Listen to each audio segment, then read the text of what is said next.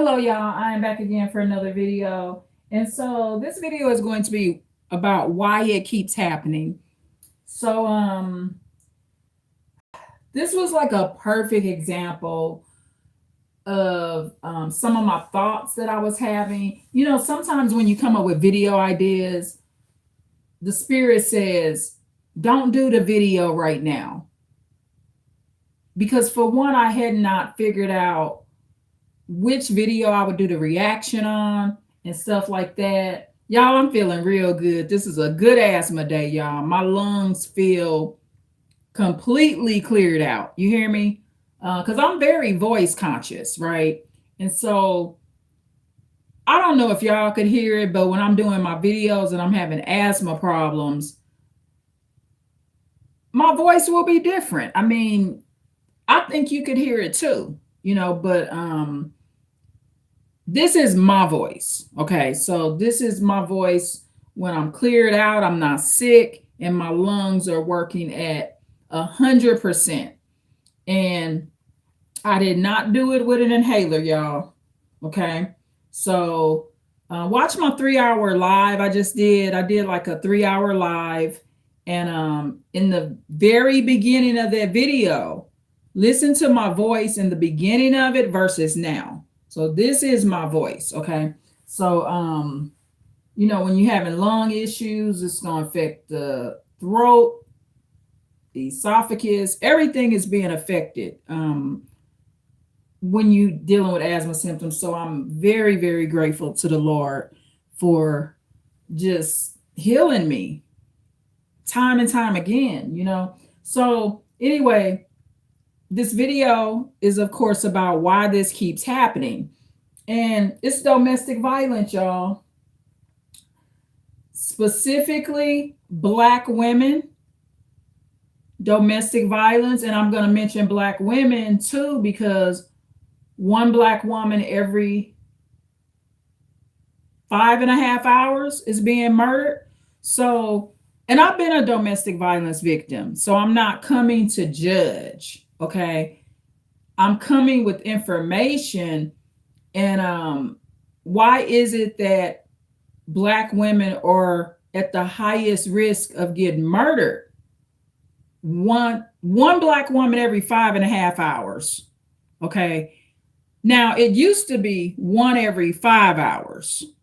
So thank you so much for the likes. It used to be one every 5 hours, but it's improved. So since the amount of time has went up, so since it's up to 5.5 hours, it's gotten better. Okay. So thank you so much for the like. So I'm gonna do the reaction. So I found the perfect video to do it on. So let me see, to do the reaction on. So hello, Master Shane. Thank you so much for the comment in the chat. So y'all gonna really think this is interesting. And if you go and watch my 3 hour live I did, the most recent one I did a reaction to that very cruel man, Fates and Gates. He's very cruel man. So him versus me, he don't care if Black women get killed. I mean, if you go listen to my reaction on the 3 hour live I just did about Fates and Gates, he actually was not liking anything that was being said that's good things for the ladies not to be murdered. Okay. So that man is just wicked, but I would like some of the murders to stop. But I do realize the weaknesses within domestic violence. Okay. So it's not the woman's fault per se. Okay.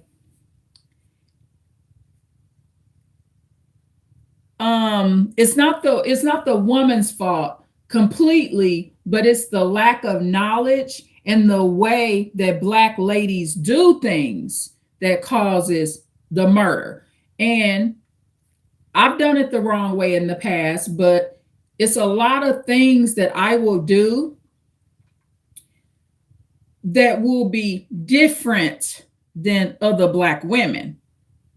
Okay, that's because I have experience. I have this channel. I've done volunteer work, helping with domestic violence issues, criminal issues. I have a wide range of experience about domestic violence. Okay. I would say probably beginning in childhood, I began learning about it right there. You know, my mother, she was assaulted. She was married to an abuser for a very, very long time. So my childhood also gives me experience. So I have like lifelong experience. So let me check these comments, y'all. So, so hello again, Master Shane. Hello, Jesse Gardner. Thanks for coming into the live and leaving a chat. Hello, Deanna Barzillo. Hello. Thank you so much, Jesse, for saying I'll get more likes. Jesse Gardner, thank you. And then thank you so much, Deanna Barzillo. Thank you for loving the videos. I appreciate that. Very positive comments, y'all. And then Deanna Barzillo says again, you are so okay. Oh, thank you. Appreciate that. And then Deanna Barzillo says you love my voice. Thank you. And you know what? I have to like constantly work on that too, because asthma affects my voice. All you got to do is go listen to my 3-hour live, y'all.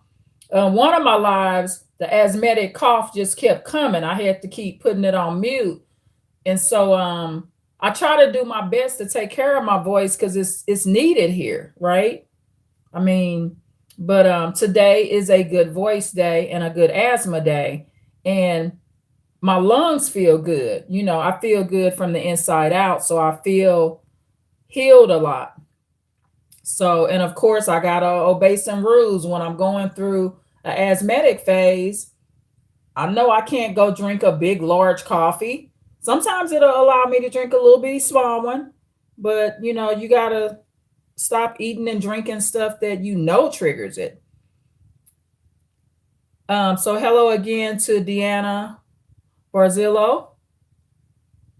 And thank you.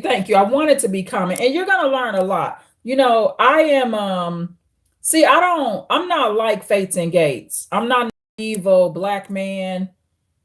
And I want the killings to keep going on. But see, the thing is, this is the thing with Fates and Gates. He is a black man, right? So he is in the category of the men that's doing the murders. So one black woman every 5.5 hours being murdered by a black man. So that is the statistic. So Fates and Gates, he falls in the category of the black men that don't care about the woman's life and also don't care if he's going to end up in the penitentiary. See, because it's not beneficial to the man neither to go kill a black woman. Most of them are getting caught. It's not like they're getting away with it very often. I mean, some black men may get away with it, but it's rare now. All these cameras, the cell phones, it's just so much evidence. And so I found a great video to do the reaction on.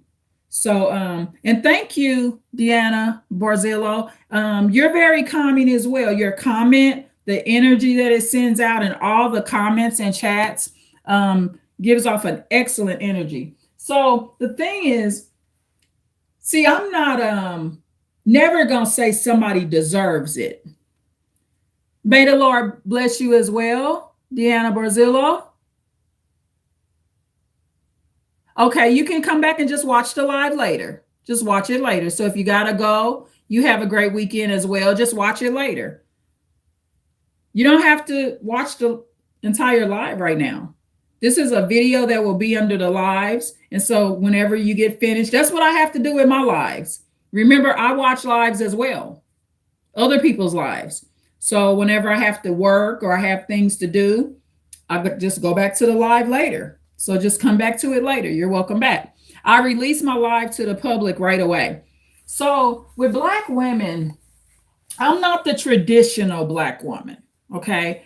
Because, and I don't think I ever have been just traditional. I think from the time I was a very young girl, there was things implemented in my personality that protected me a lot.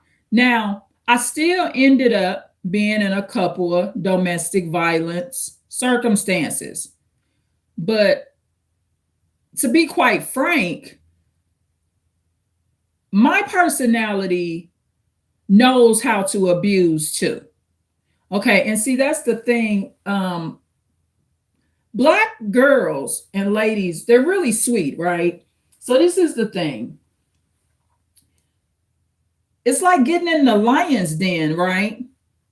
You getting in the lion's den, but you ain't really ready to kill nobody. You ain't really ready to, even attempt to do nothing to the lion. In the Bible, what Daniel made it out of the lion's den.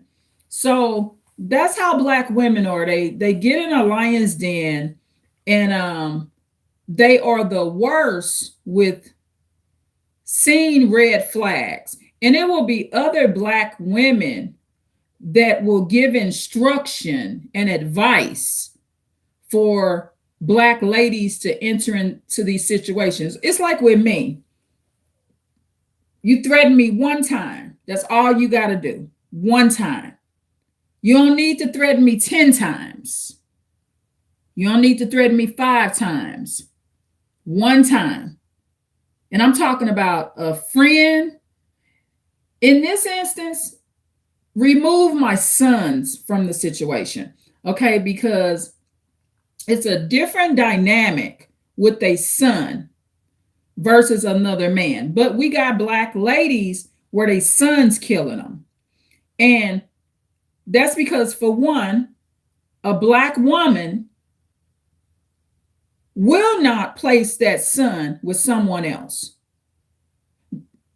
A Black woman in those situations actually is lacking judgment and doesn't understand the discipline he needs. Number 3, in those cases where Black sons are killing their mothers, there's a off balance where she's actually not tough enough to be keeping him. If you have a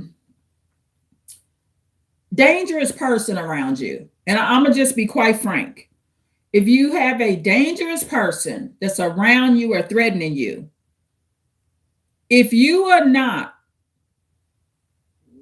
homicidal by nature, you're in a situation where you're at the weaker end of it. And see, and you really don't want to have to unalive anybody. But if you're not that type of person, you have to work on staying away from certain people. And this is a Black woman's weakness. Like right now, I don't allow no Negroes in my house, except my sons. That is the status that I'm at right at this point in my life, because it's things I want to accomplish. See, my home is a peaceful environment. Like right now, it's just 2 people home, Daniel and myself, just 2 people. The more people you start bringing in your house, you are actually increasing your risk of death. So Black women, they need to be more structured. Okay, there's not enough structure, and most of them won't live like me. And that's a problem.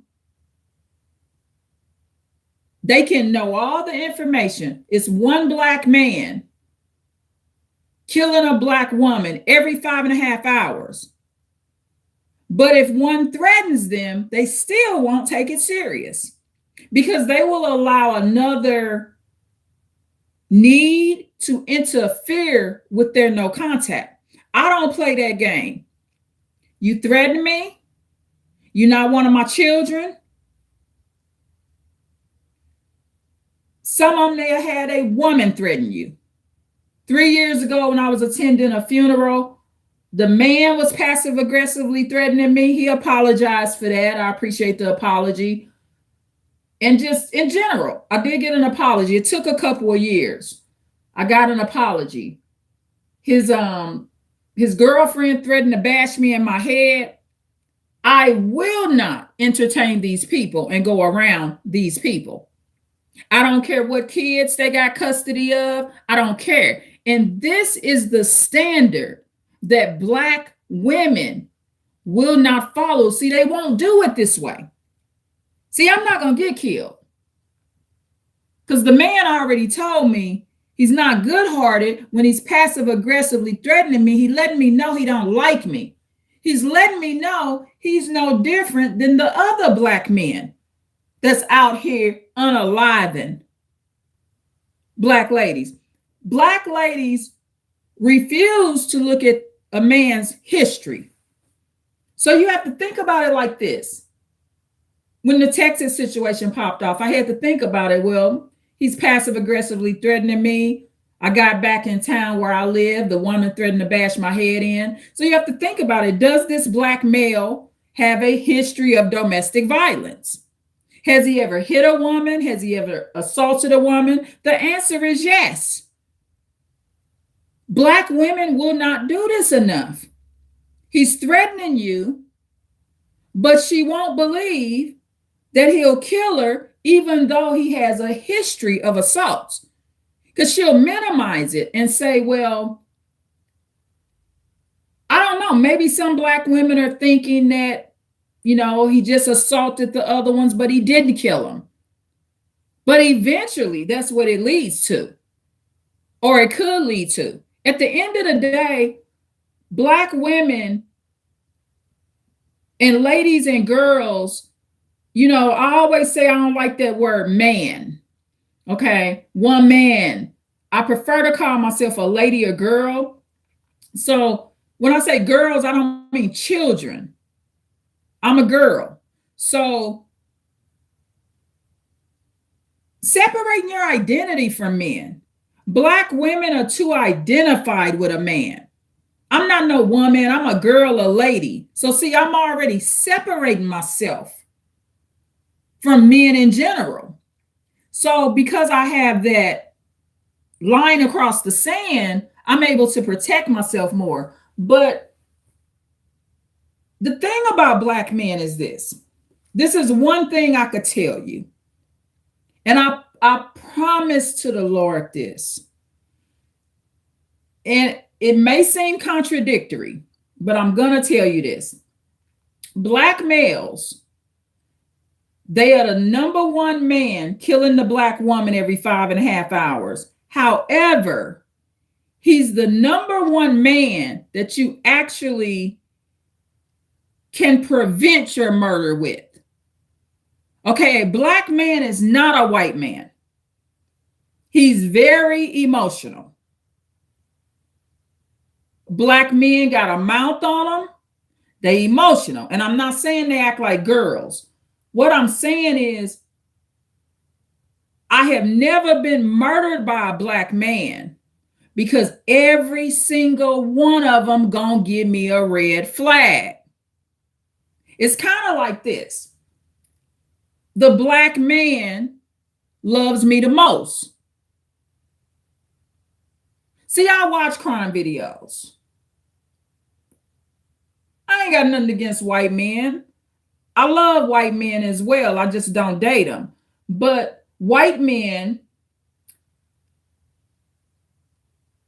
from my perspective, and I asked a white man one time, I was in Popeye's Chicken one time, and I had a question, and me and this white man got to talking, and we was talking about crime cases and how some of the white men, you know, like a white man, let me give you an example.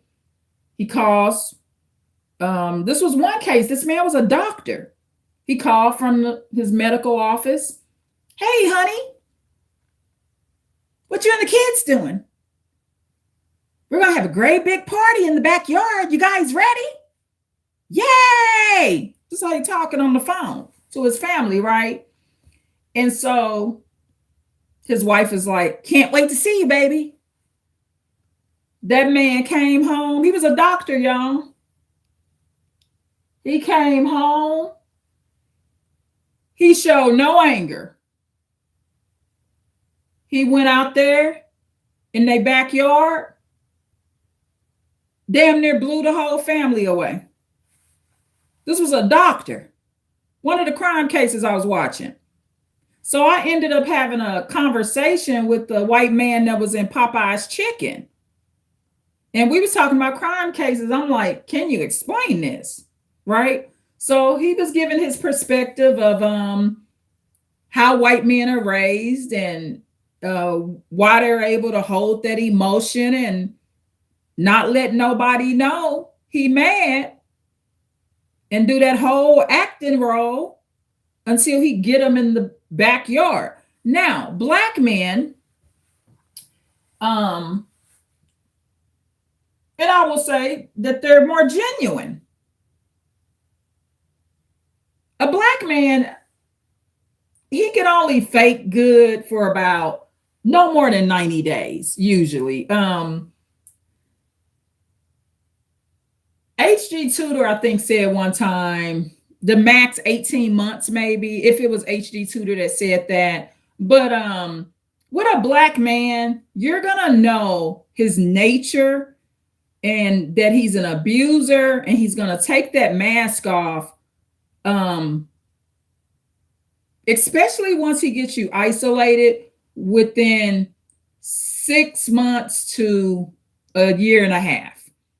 Okay. Now, a black man, he may have the ability to get you to stay with them, right? But I'm going to say this again and re-explain it. A black man, as of right now in the United States of America, he's the most dangerous man to a black woman.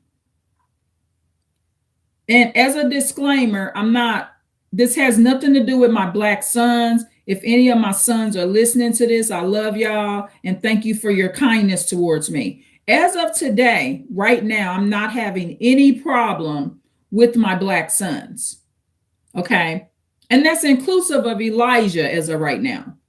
I'm not having a problem with Isaiah and Elijah and Daniel. Not as of right now. We all good right now. But see, the thing is, my sons ain't my men. So the thing is, I use a strategic parenting style. My black sons are probably the safest sons that anybody can be around because, see, for one, they're raised by me. And I know and understand the genetic disposition. And at the end of the day, it's not just the genetics that make them go off. It's, for one, not staying off drugs. 2, not having enough structure. And some of them maybe not enough love. It's no balance. It's not enough love. It's not enough structure. No consequences. So see, my sons, there's consequences. And I'm not talking about no abuser shit. Okay. So I have the personality type to raise a black man. Okay. So I'm able to handle it. I include spirituality in their life, teach them to love the Lord. A lot of black men that kill, there was a lot of things missing and they were enabled. No matter how many black men kill black women still will behave as if it's not happening, even though they know it's happening. So the black man is the most unsafest for a black lady as of now. but he's also a Black man. He's the best man to be with if you want to actually not get killed. Because I gave you the example of the white man. So the good thing about being with a Black man and preventing death is you know when he mad at you. That's one thing Black men will do. They don't just usually wake up one day and just start chopping your head off. That's a white guy. That's his DNA. A Black man, he done called you a bunch of names, threatened you. He throwing your shit around, slamming the door before he go to work, calling you from his job, fucking harassing you, name calling. They good with that. Behaving depressed. Black men also, they always have shared their abusive ass background with me. In the past, I didn't think that mattered, but it does. Everyone tell me their background. Now I know better, so I don't date them. But I was always 1 foot in and 1 foot out. I was always, even when I was a child, protecting myself from a Black man. Okay. I did it naturally because this is why. My grandmother, she was in a no contact with her abusive father.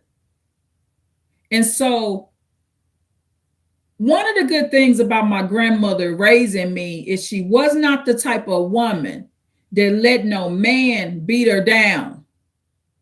She wasn't that type of woman. My grandmother couldn't take that.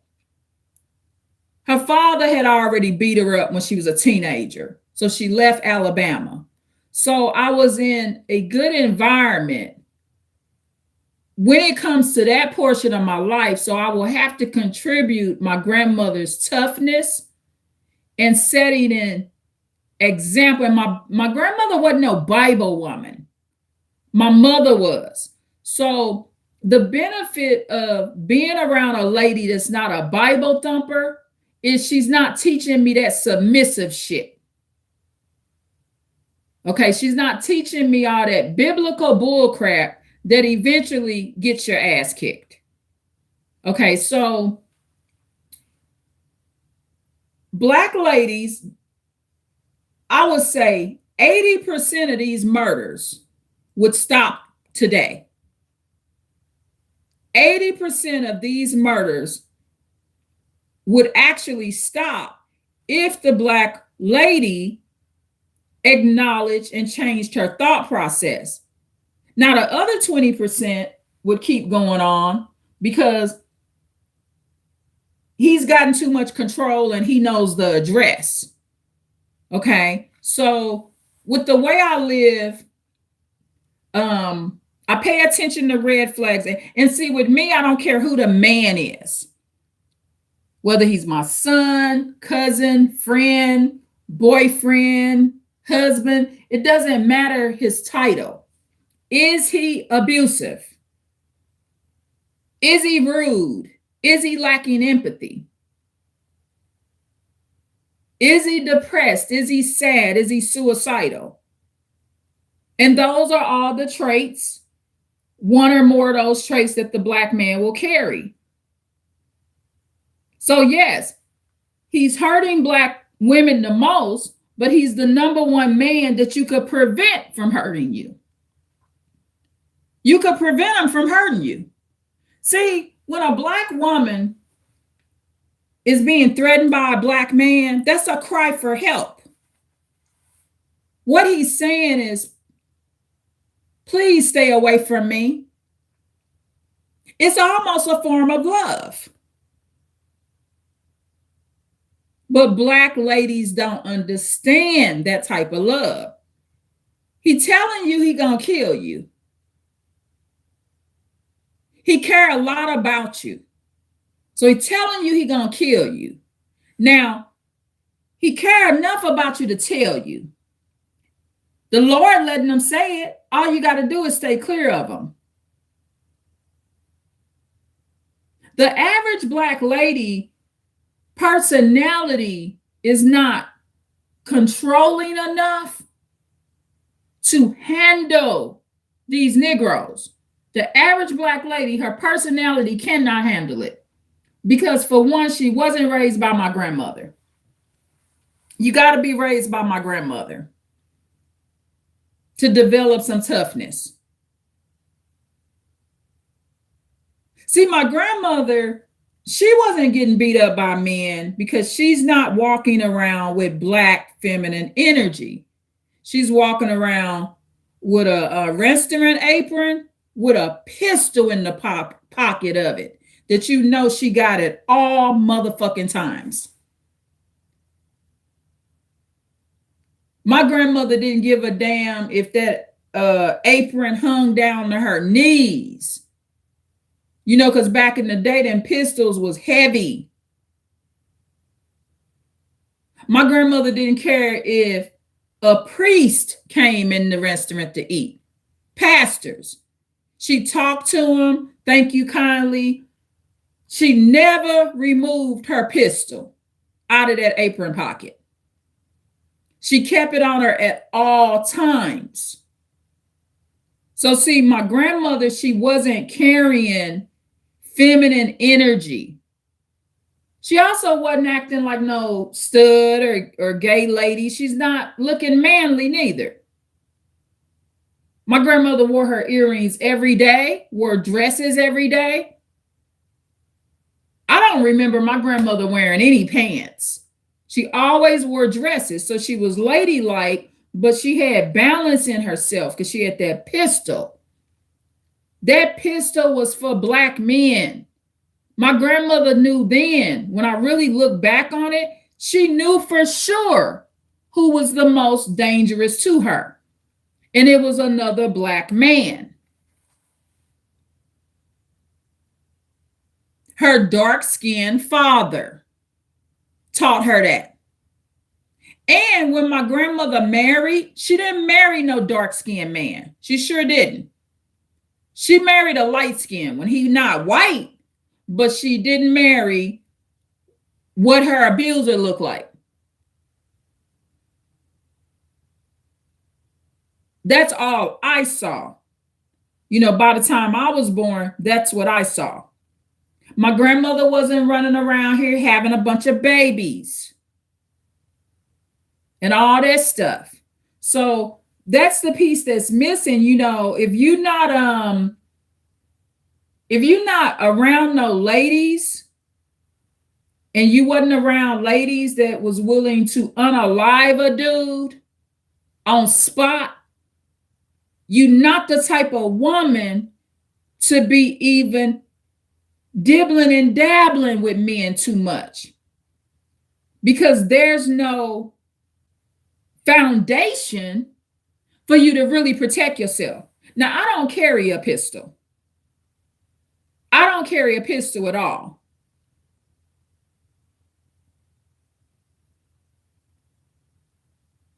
And it's probably in my best interest not to have one. I don't need one. I ain't needed one. Because I can strategically get rid of the threat through no contact and through noticing things. Another thing Black women need to do, this is a big one, whether they seriously addicted to drugs or not. One of Black women's weaknesses, they gotta stop getting high with men. That's another thing I do not do. I do not drink in my house, and I don't drink in no man's house. I had known my ex-aware narcissist that I was with for years. When he asked me if I wanted to come over and have a drink, nah, I don't do that, dog. Well, you want to just come by? Yeah, I'll come over sometime, but I'm not drinking with you. I don't drink in men's houses. And I don't let them drink in my own house. My extrovert narcissist, well, I'm cooking some fried chicken, Irene. I'm watching my weight, dog. I bake. I bake my chicken, dog. I don't fry chicken in my crib. Well, no, that's your house, Irene. What about, you coming to my house? No, dog, what I do in my house, I got to do at your house. I don't want no fried chicken. I'm not hungry. I just ate some fruit. Thank you, though. I'm watching my weight. See, the thing is, this is what the thing with Black men.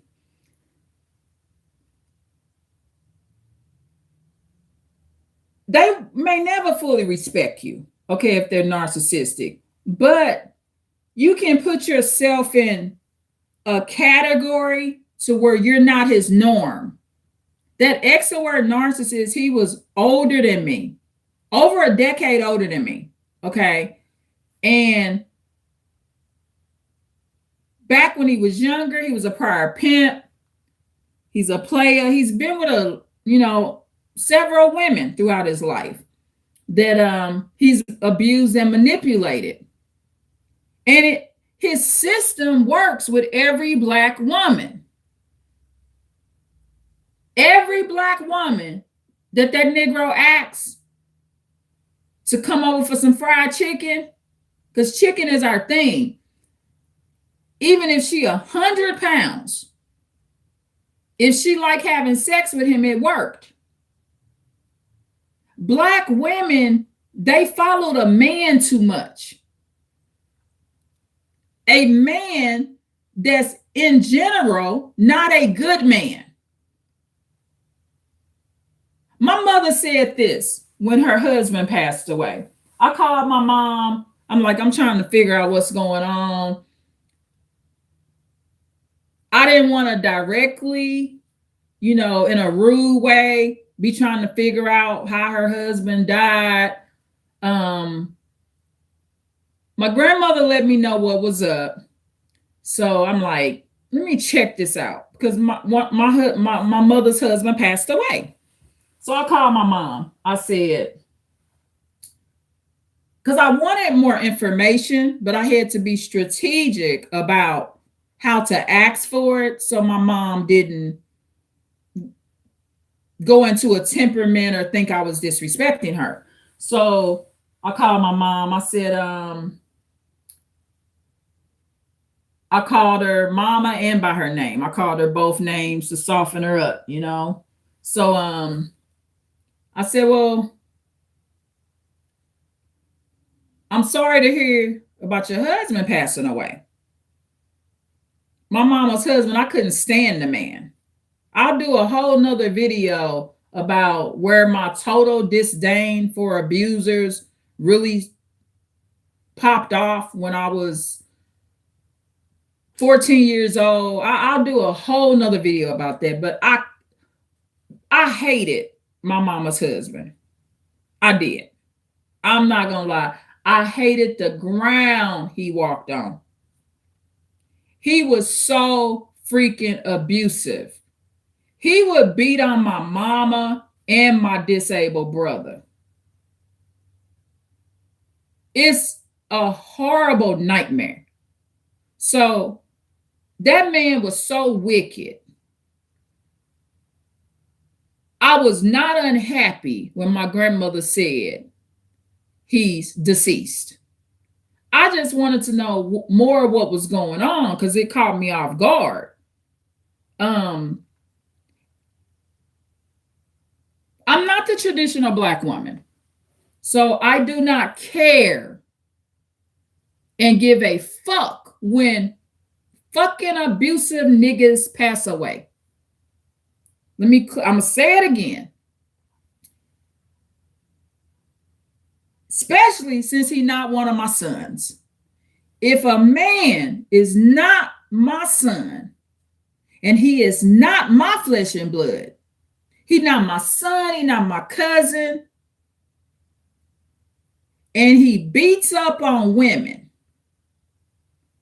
I do not give a fuck about his death, how he died, and where the fuck he going in his afterlife. I don't give a fuck. But see, that's why I'm not a good target for a murder. See, that thought process I have, which some people will say, oh my fucking God, she's evil. No, I'm not evil. I got sense. Black women care about when a man they not blood related to that whoops ass. They care about the nigga being dead. I don't care. I don't care about it at all. I'm not shedding no tear over no man that beats the shit out of women. That's not one of my sons. Now, if your son or one of your relatives in your family is an abuser and they die or get killed or die of natural causes, it's normal to feel some kind of way. That's your relative. But if you're not blood related to the man and he's a brutal abuser and he spends his life emotionally and physically torturing women, it's a good thing he gone. This is the thing. See, I'm not hateful, but I want the abuser to do better too.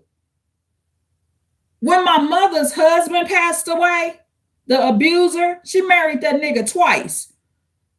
I'm happy he dead so he can be free of his misery and he can stop beating women. You should be happy the abuser is dead because his abusive ass shit stops. It's better for him too. He living probably more of a miserable life being the woman beater than the woman is being beat up. My mother survived it, but when my grandmother told me that my mother's abuser, that nigga, that bitch ass nigga, was laying over there in my mama's house dead, I didn't give a fuck.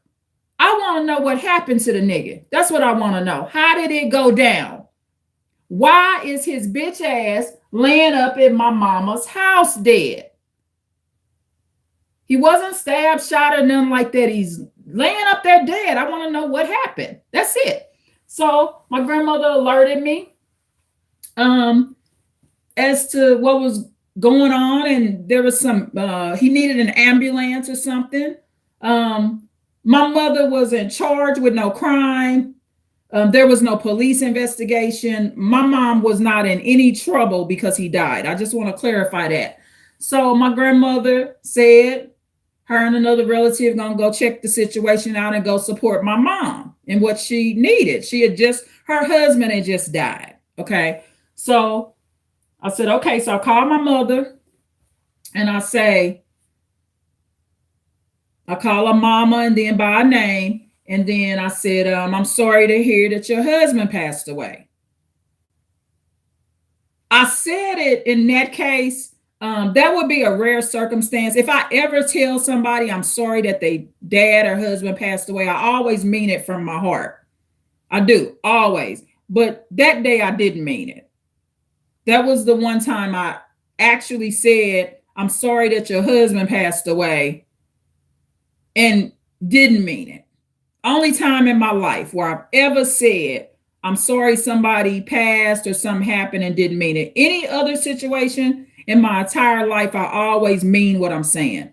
But because of my mother's temper, I had to approach her that way, because if I would have directly asked her, what happened and this and that, and if I was too direct, she might have would have went off and the conversation go on a bad road. So in that case, I figured out the righteous thing to say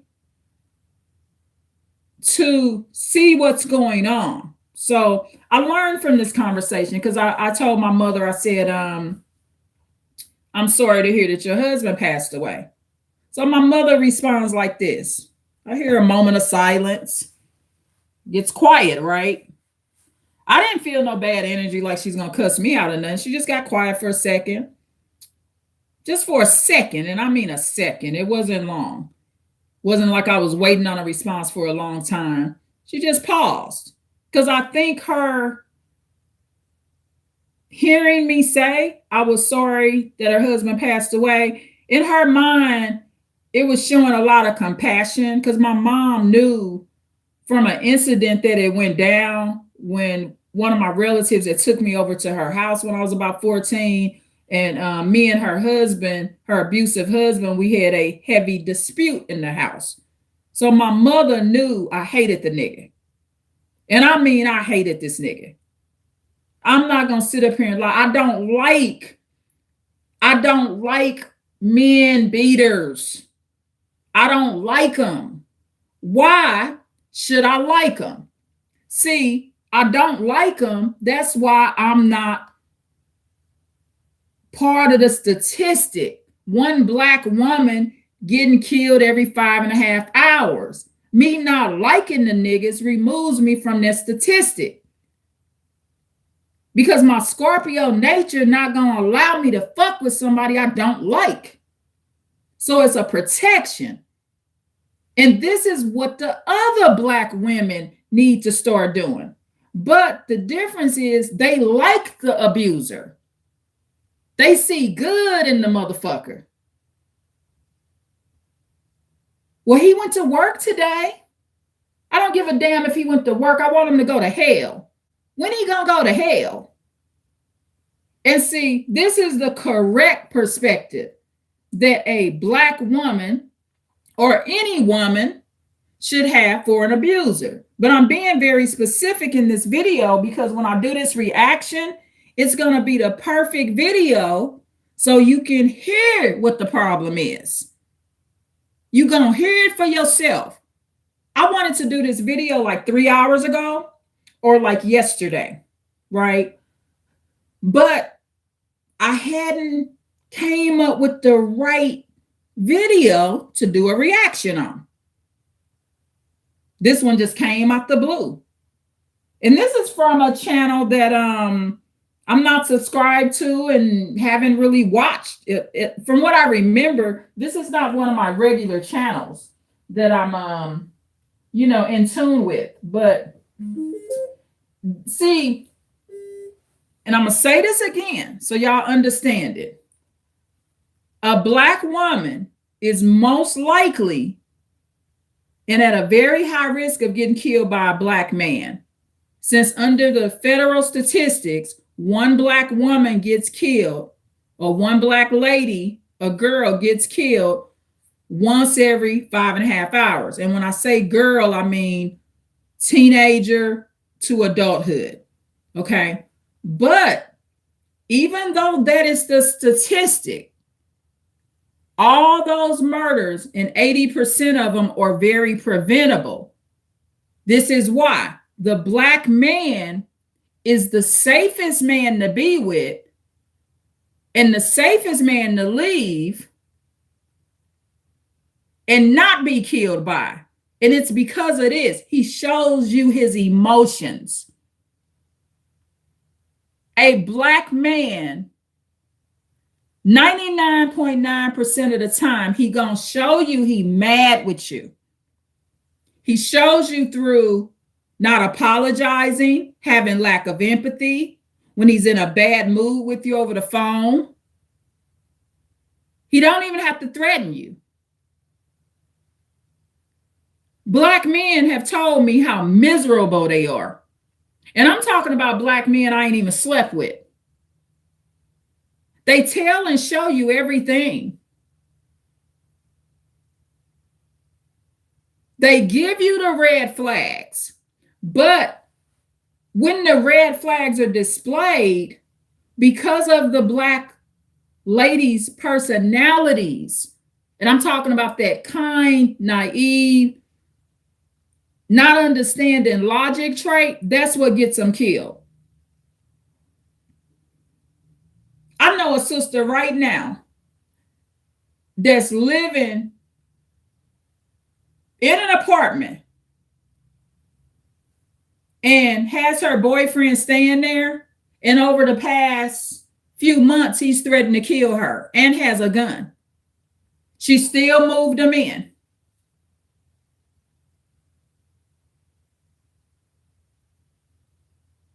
And I say this sometimes. Over time, you got to say this, y'all. When you got a black man that's warned you, he told you 4 months ago he gonna kill you, and you move him in your new place, and you know he armed, that's a real stupid move. It's a real stupid move. Because the thing is, he ain't told you when he gonna kill you. He don't even know when he gonna kill you. He just speaking what's on his heart and soul. And what's on his heart and soul, there should be a reaction to it. Fine, you gonna kill me? Okay, you told me you're gonna kill me 4 months ago. The sister's going through this right now. I get my new place, and that motherfucker don't know where I live. That's the way I would have done it.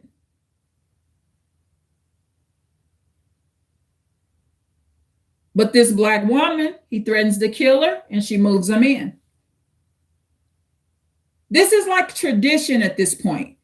The way black women handle black men, it's almost like tradition. Not only did she move him in, she buys him cigarettes and alcohol on a regular, and marijuana. And sometimes you got to wonder what other drug is being provided to him. But as far as I know, that's it. And I'm going to be honest, because I got sons. And this is where I'm going to be kind of, maybe you might think it's contradictory. You might think it's contradictory. But I do love black males. I got 3 of them myself. I love black males. I do everything. I think they some of the kindest men in the world. They are, but they are undisciplined and untrained. So this is how I feel, just being a mother. When a black woman buys her man alcohol and cigarettes and marijuana, she is abusing him as well. He is also being victimized. And that could be part of why the black men don't care if they kill us.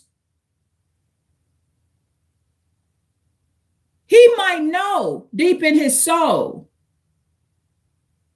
He might be like, this bitch don't care nothing about me. Black men know right from wrong too. They know when you buying them cigarettes, alcohol, and marijuana, you their enemy too. They are enemy to one another. Because in that case, he didn't threaten to kill you. You buying them cigarettes, alcohol, and marijuana. Now you making his brain unstable. So he can actually do what he said he gonna do. But even without the marijuana, alcohol, cigarettes, and whatever other drugs that a black man could be on, he could be not on drugs. Just the fact he said he gonna kill you is enough not to move him in. You almost got to look at these situations kind of like the black woman is a nympho. See, I don't need sex like that. I don't need his dick. I don't need toys and none of that. So you got to view the woman kind of like a nympho.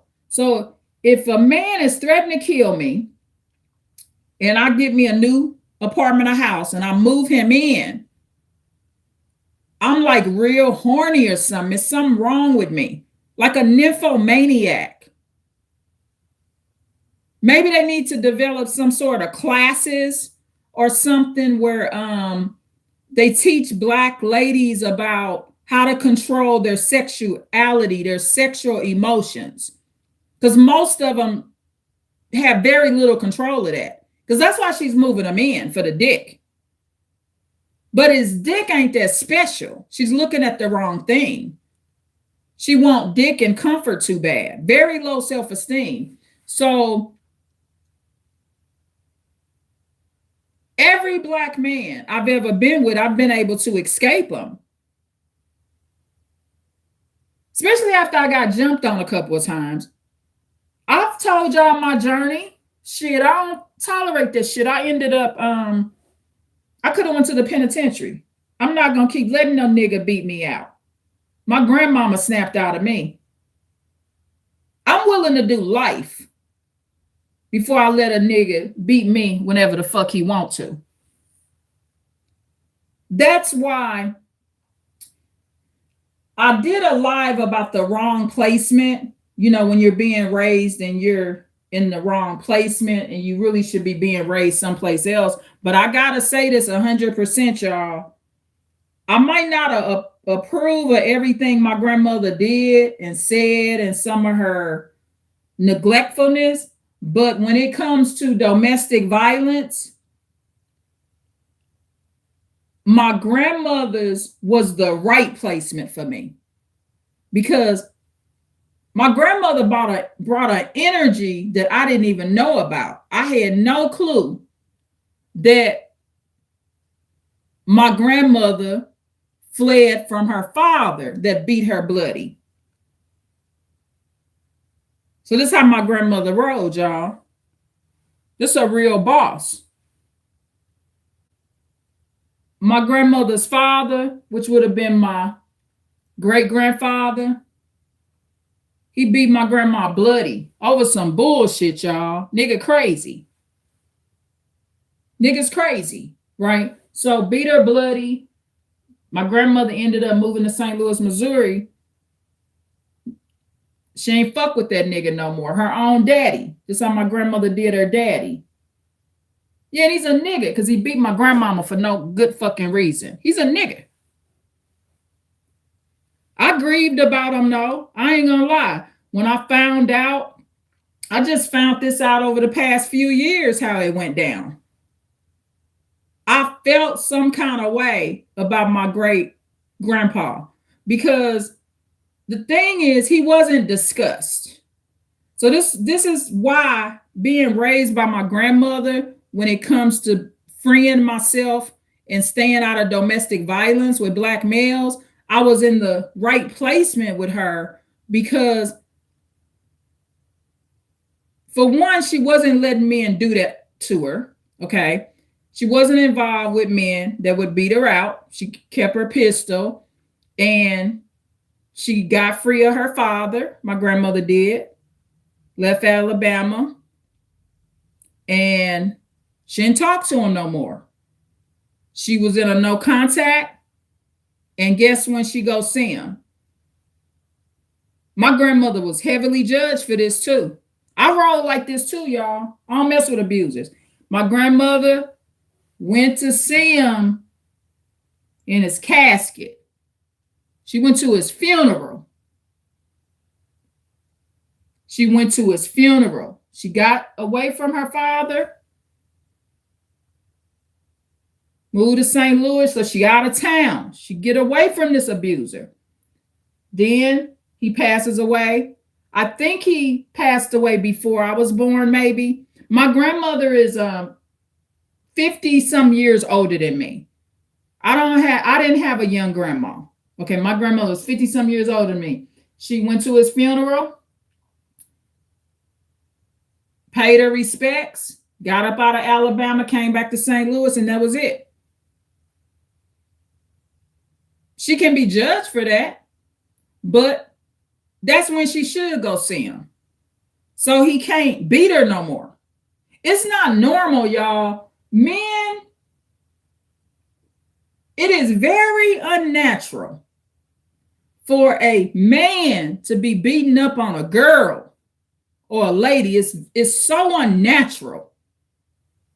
It's very unnatural. Yeah, they do it all the time, and some males will behave like that, but it's not natural or healthy. My grandmother left that man alone, my great-grandfather. She left him alone. And I approve of and validate her position. Not only did she leave him alone, she never mentioned him. She never say, you know, I went to my daddy's funeral. She erased that nigga all the way from her mind. My grandmother needed therapy though. But you know, in that era, it wasn't all that. My grandmother, so that's the right placement for me. It was actually a good thing that I wasn't living at my mother's house anymore. So my grandmother's, for me to be someone that's not allowing men to beat on me, and my little sister wouldn't tolerate it neither. My little sister not the type neither. We're not cut out like that. We can't do the permanent man abuse thing. It's not our nature to continue to live like that. And because we was raised by our grandmother. So in that case, that's the right placement. Because there's an energy there. See, without me even knowing about the situation until the last 6 years or so, I knew it was something going on. It was actually really kind of my grandmother to attend this funeral, to be honest. Your daddy don't have no right to treat you like that. Beat my grandmama bloody. Sure did. He shouldn't do that. Over some clothes, y'all. Over some silly stuff. She hadn't done nothing that bad. And even if she had, it was a bad beating. From what I heard, it was pretty brutal, the way he beat my grandmother. Not a good man. Not a good man. I didn't like hearing what he did. But I was in the right placement. Because that's the type of lifestyle I want to live. So the mindset needs to change. So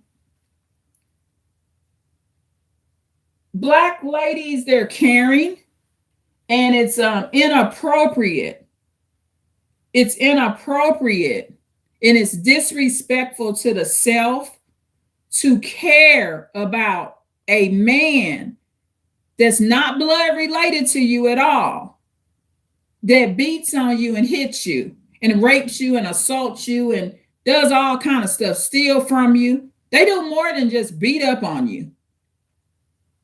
And it is a situation that is worth a few nights in jail. But the average Black lady ain't willing to do that. The average Black lady temper ain't even bad enough to black out on the nigga. There's not enough temperament to actually become homicidal, be homicidal. There's not enough temperament there. So what I'm saying with this is Black ladies, they got to really understand what their true personality is and not even go in the lion's den. You got to say, you know, I'm a sweet person. I'm not going to fight them back. I don't want to go to jail. Also, I stay out of domestic violence because as the numbers continue to rise, you can't be for sure you're going to win a fight. These Black males that's murdering, they're getting more vicious. The beatings are getting worse. In general, I can't beat up no man. I can't beat up a man. Unless the Lord made it be willing in that case. But the Lord told me, don't go to jail, don't go to prison, don't fight no man. Don't hit them back. The Lord told me they too dangerous. Just stay away from them. The average Black lady won't keep them out the house neither. That's another thing. Loves cooking for them. I mean, they just don't want to live like I live, right? They they don't even want to focus on their sons, so their sons don't end up like one of these Negroes. They don't do that. See, a black woman, I don't have a man. So why don't I spend time with my sons and be in their life, their whole life, and nurture them and get them the discipline they need. Discipline don't mean whooping them all the time. And give them the discipline and consequences and love so they not those type of males. Why can't black ladies do that? Focus on their sons more and keep them away from abusers so they don't turn out to be these type of guys. These abusers come in like, see me, I already know what one of these niggas will do to one of my sons.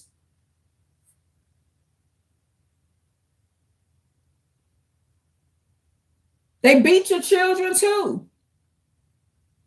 They'll do all kind of horrible stuff to your sons and daughters.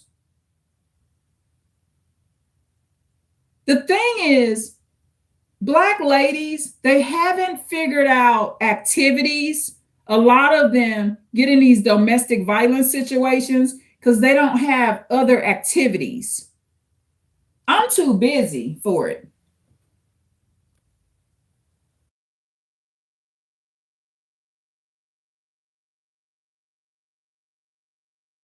I'm just literally too busy.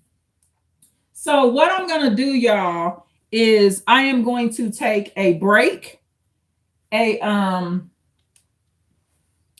a 2-minute break, so I can go get my tea and just to relax a little bit and then get you prepared for the reaction.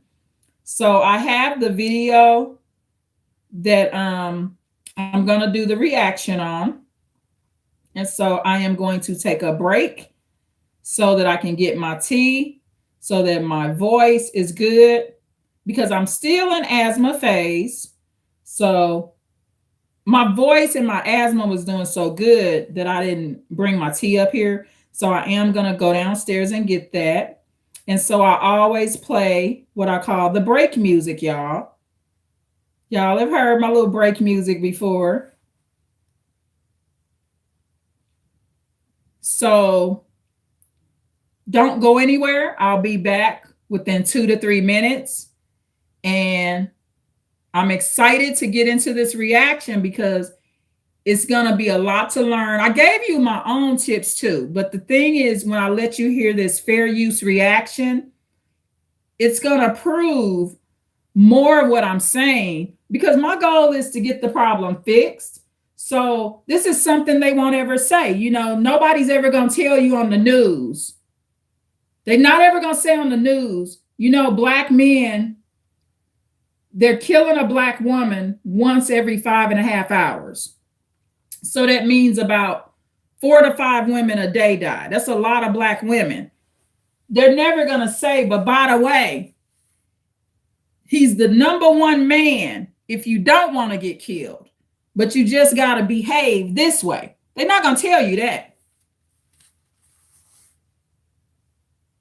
If I go date a white man right now, I'm in way more danger than dating a black man, because I don't know when the fuck he mad.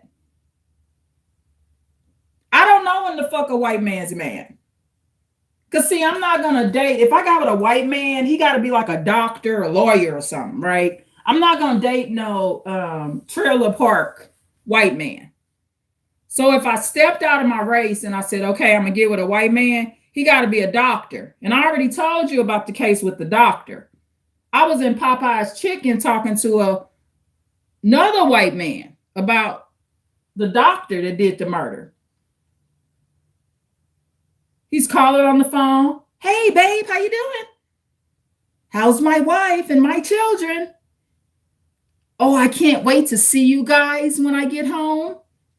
Oh, we're going to have fun. You ready to go in the backyard? Yeah, get the kids ready, babe. He came home, never showed any anger. Damn near blew the whole family away in the yard.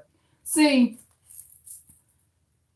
I'm going to stick with black men because I could handle it. Because he always show me when he mad. Now, a black man, I'm not going to die because he going to be fucking with me, texting the shit out of me, hollering at me when he on his break, complaining, in a bad mood. He might call me a few bitches. I got time to go to court and get a urgent restraining order. I got time to pack a bag and go to a hotel or a motel. But these murders are preventable because the average black male, black women, we know they got a problem. He's gonna show it. Black males are emotional. That's why they're doing the murders. So hold on, y'all. I gotta go get my tea because I cannot finish this. So 2 to 3 minute break. I'll be right back. Thank you.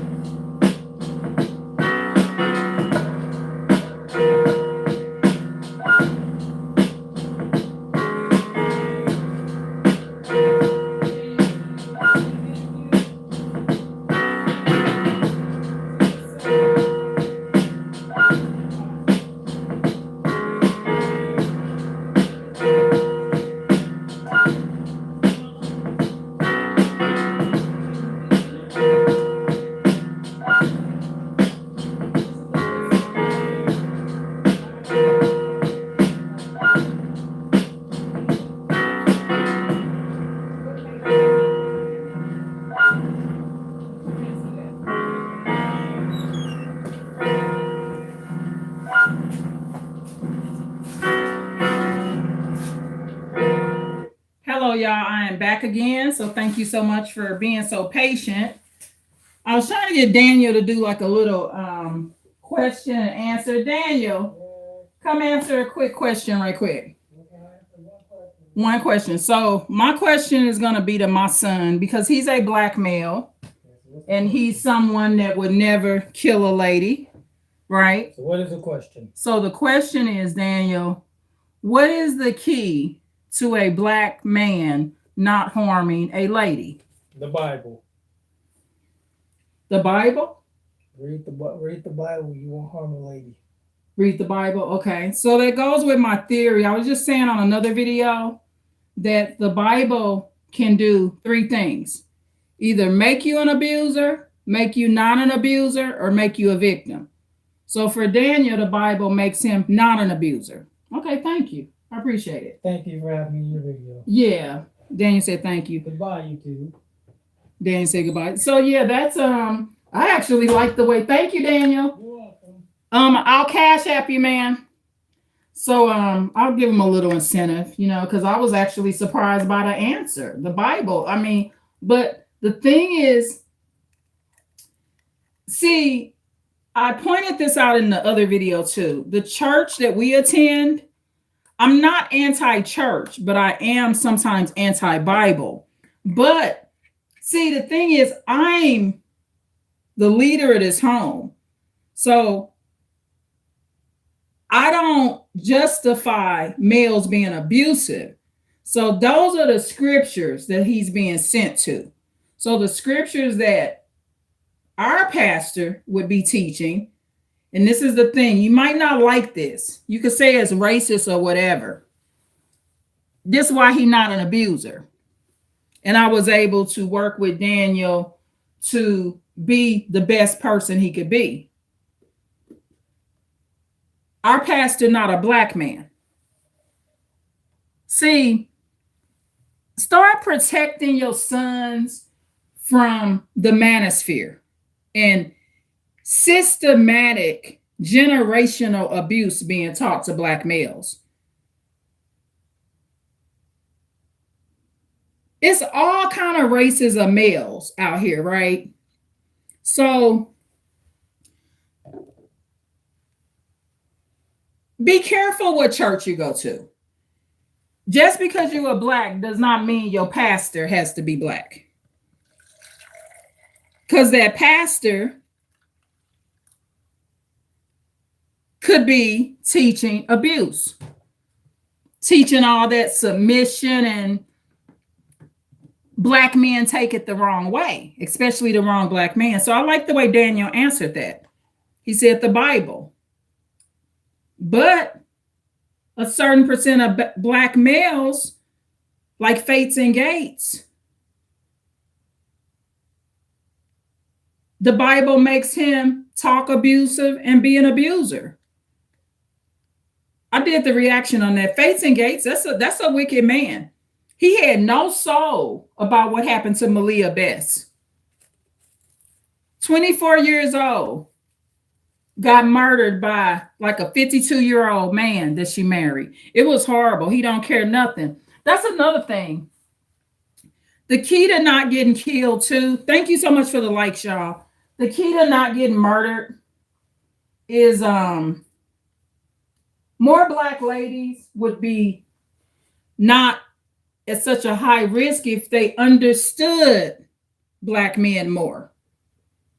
If you understand that they at high risk of being an abuser because they are a black male, and you should be looking at black males that way. That's why Daniel's not abusing. It's in their nature too.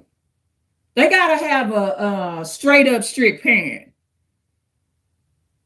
I'll call the police on my kids. I don't care what male they are. A male that keeps being abusive, I call the police. Have the police talk to you. Black women, they don't like doing that though. And the way to do that is when you got black sons and teens and youth acting up, all you got to do, it's over dramatized that the police gonna kill your son just because he black. Just do the interview outside. Still call the police on them. If you're having a problem with a black cousin, uncle, son, even your own dad, just don't let the police in the house. That's all. Just meet them outside on the porch and let the police have a talk with them. Black ladies, they also will know that black males are abusive, inclusive of sons and other relatives and spouses and boyfriends, but they won't allow them to live someplace else. He kicks ass. So why can't he live at a shelter outside of the home? Black ladies, so many of them, they act like he can't survive without her, and he's an abuser. An abuser can survive without you. And when I say without you, I don't mean like completely not be in their life, but basically minimal contact, keeping them out the house and stuff, you know? So it's a challenging situation, but they're still not considered very dangerous to the average Black woman.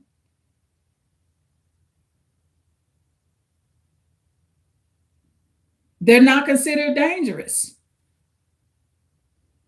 In the average Black woman, we know what the statistics are.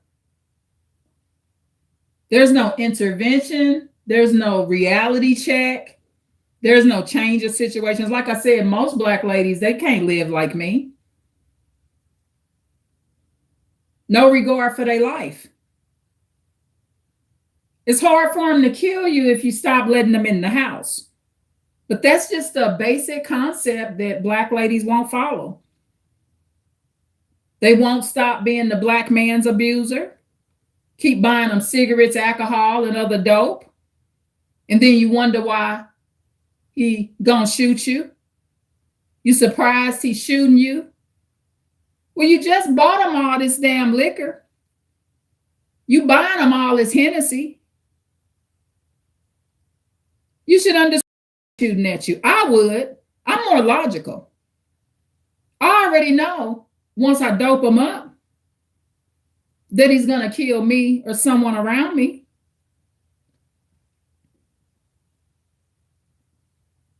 Black males are more homicidal than suicidal. So it's a different way of thinking that puts them at a higher risk. These guys that are murdering, they're very agitated. Oh, and the ultimate thing, this is the ultimate, before I play this reaction video, the ungratefulness. He don't care if you fed him and moved him in. He's still going to kill you when he's ready to do it. He's not grateful for a damn thing you're doing for him.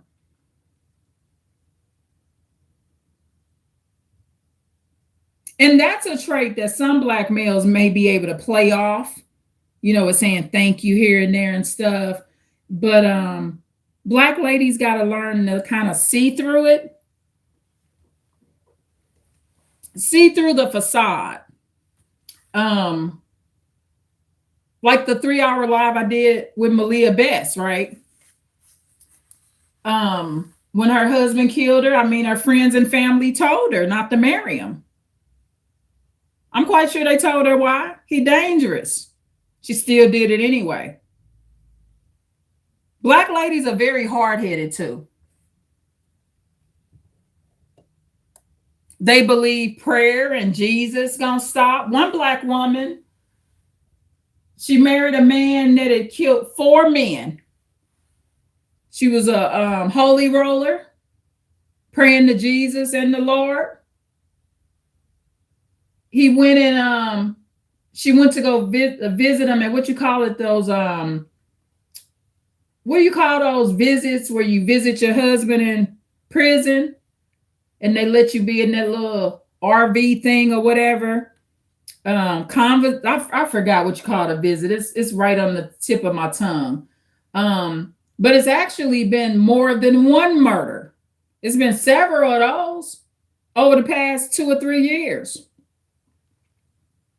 where Black ladies going to visit a man they married to, because they're not going to let you be in the RV and have the private visit with the husband unless you married to him. So you have to be married to the prisoner to get that kind of visit. And a Black woman is willing to do it. All about the dick, right? So she visited that Black man that she married. He already killed 4 men. But what happens in that case, she doesn't believe he'll kill a lady. He strangled her to death in the visit when she was at the prison. when they let them stay by themselves in that little RV or mobile situation right there. I think the guards, they stand outside the prison or stand outside the RV while the husband and wife, and the husband, of course, is the inmate. He strangled her to death, sure did. I wouldn't do it. I'm not marrying no man and fucking with no man that is in the penitentiary for killing no 4 men. I know he'll kill me. See, in a situation like that, this is another thing. Black women, they don't, it's not A, B, C, D to them. So me, the way I think, I don't think like a lot of them. For one, I know Jesus can't save that nigga. So this black woman, she was like 60 some years old, a holy roller, supposed to be dedicated to Christianity. I think she was experiencing some form of loneliness because she was like an empty nester. Most of her kids had moved out.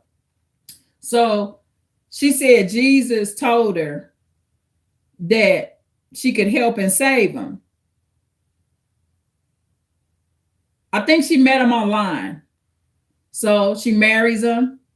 She's aware that he's killed 4 men, but she believes that she can save him, knowing he's already killed 4 men. See, me, I use more logic, especially since I've had the experiences I've had. You got to learn more about domestic violence. So the way I view a black man like that, I know when he's going to kill me too. I know he's going to do the same thing he did to those men because, for one, he's unpredictable. He about didn't know he was going to kill those 4 men that he was in the penitentiary for killing. So I know that when I go visit him, and I know Jesus not going to save me. See, this is the way I would have thought. The level I'm at, I would have thought this way. Jesus not going to save me from this Negro that's in this prison that's already killed 4 men. Jesus not going to save me from him. The way Jesus is going to save me, Jesus would have told me not to go up to that prison and marry him and don't go visit him. She didn't protect herself at all. If you're going to marry a man in prison, just visit him through the glass. Tell him, I would have told him, look, I can't do the where they gonna let us sleep together in the RV thing. He would have been like, but no, you my wife.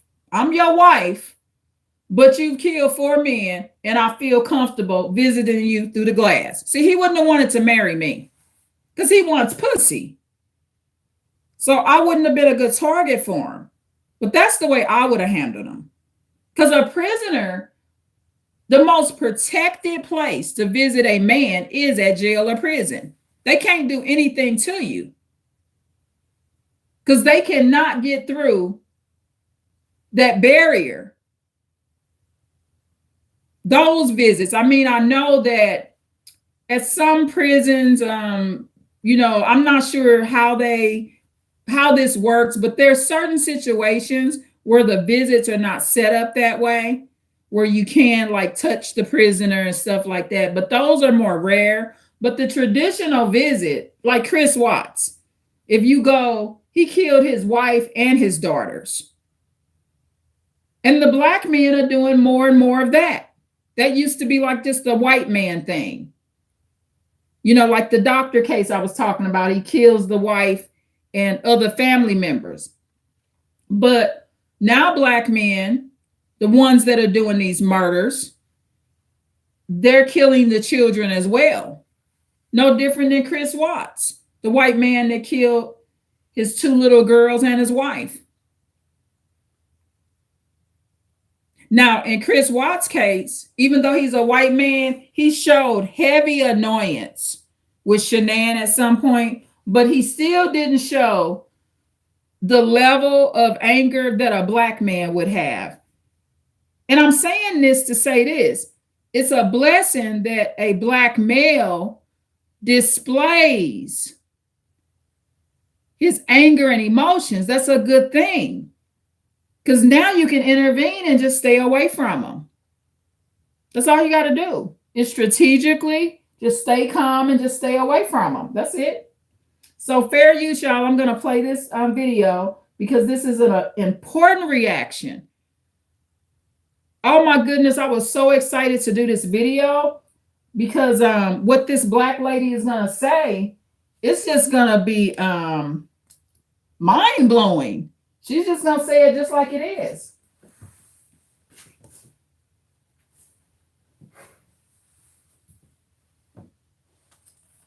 So fair use, y'all. Fair use. Please click a like because somebody unclicked. I had 8 likes and someone took a like away. So please, can whomever is here, if you haven't clicked like, can you click a like for me, pretty please? I appreciate it. That way I can get my 8 likes back. The amount of likes makes a difference, y'all. And then before I do the reaction, let me say hello. Deanna Borzillo. May the Lord bless you again and bless everyone. She's so sweet. She said, may the Lord bless me. May God bless me. And so,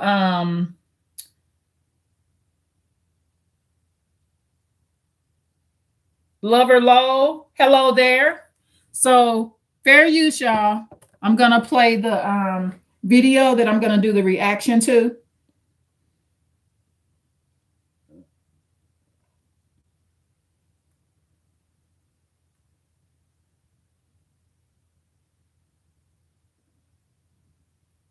Fair use, y'all. Thank you so much for your patience when I had to go get my tea. That's like my inhaler, y'all. I didn't go get no inhaler. I went to go get my tea. Gold Peak Sweet Tea is a healer. It heals your lungs, your throat. It just so, oh, it's so refreshing. Fair use, y'all. Like, we want a story time. So I've been seeing like a lot of women and other people like, we want a story time, tell us what's happening. I feel like I can do this since the case is kind of going and we got justice served. So I can go way back, but I'm just start with the incident on Mayfield 2000. She has a pretty accent. So she's saying that she feels more comfortable talking about the case now. So fair use. 23 on Cinco de Mayo. So it was just a normal night. Me and my child fathers, like I said, we was always like good friends, had a good vibe. I always could go out and enjoy. That's an issue too. So another thing with black ladies, she say her child's father, right? There's too much identifying with him, right?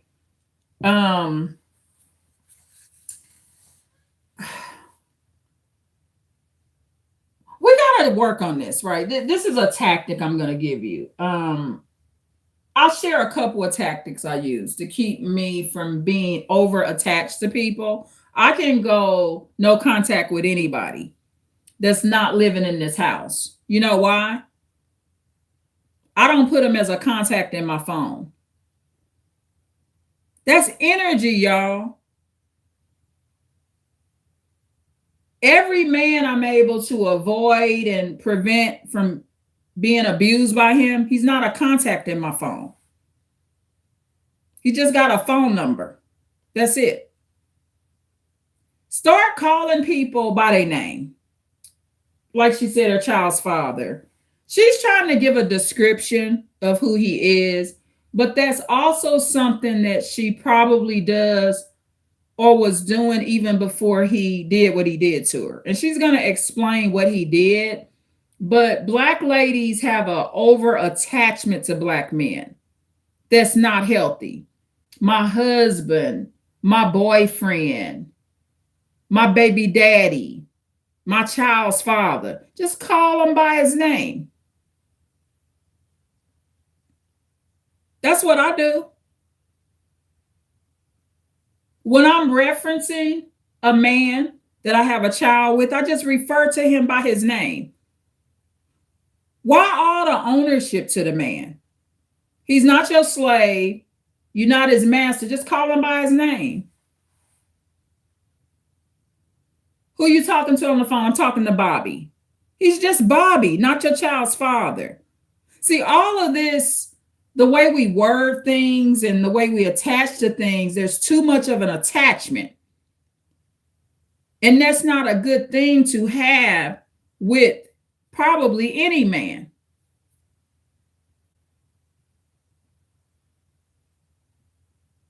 Daniel's here. He did a little short interview when I asked the question. I'll say my son, but what do I say most of the time? I call my son by his name. He's Daniel. All my sons, I'm that way. I'm not constantly like my son, my son, my son. Because you never know who you're going to have to switch up on.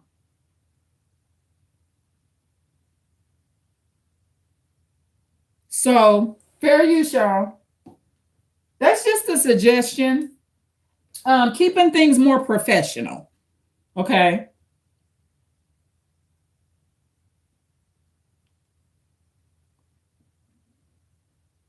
Always like good friends, had a good vibe. I always could go out and enjoy each other. Like my DV situation. So she's saying that her and her child's father, they could always go out and hang out and do stuff together. In a situation where I used to get beat every day, weekly or monthly. It was just like since 2020. And this is scary. This is why I use this video to do the reaction on.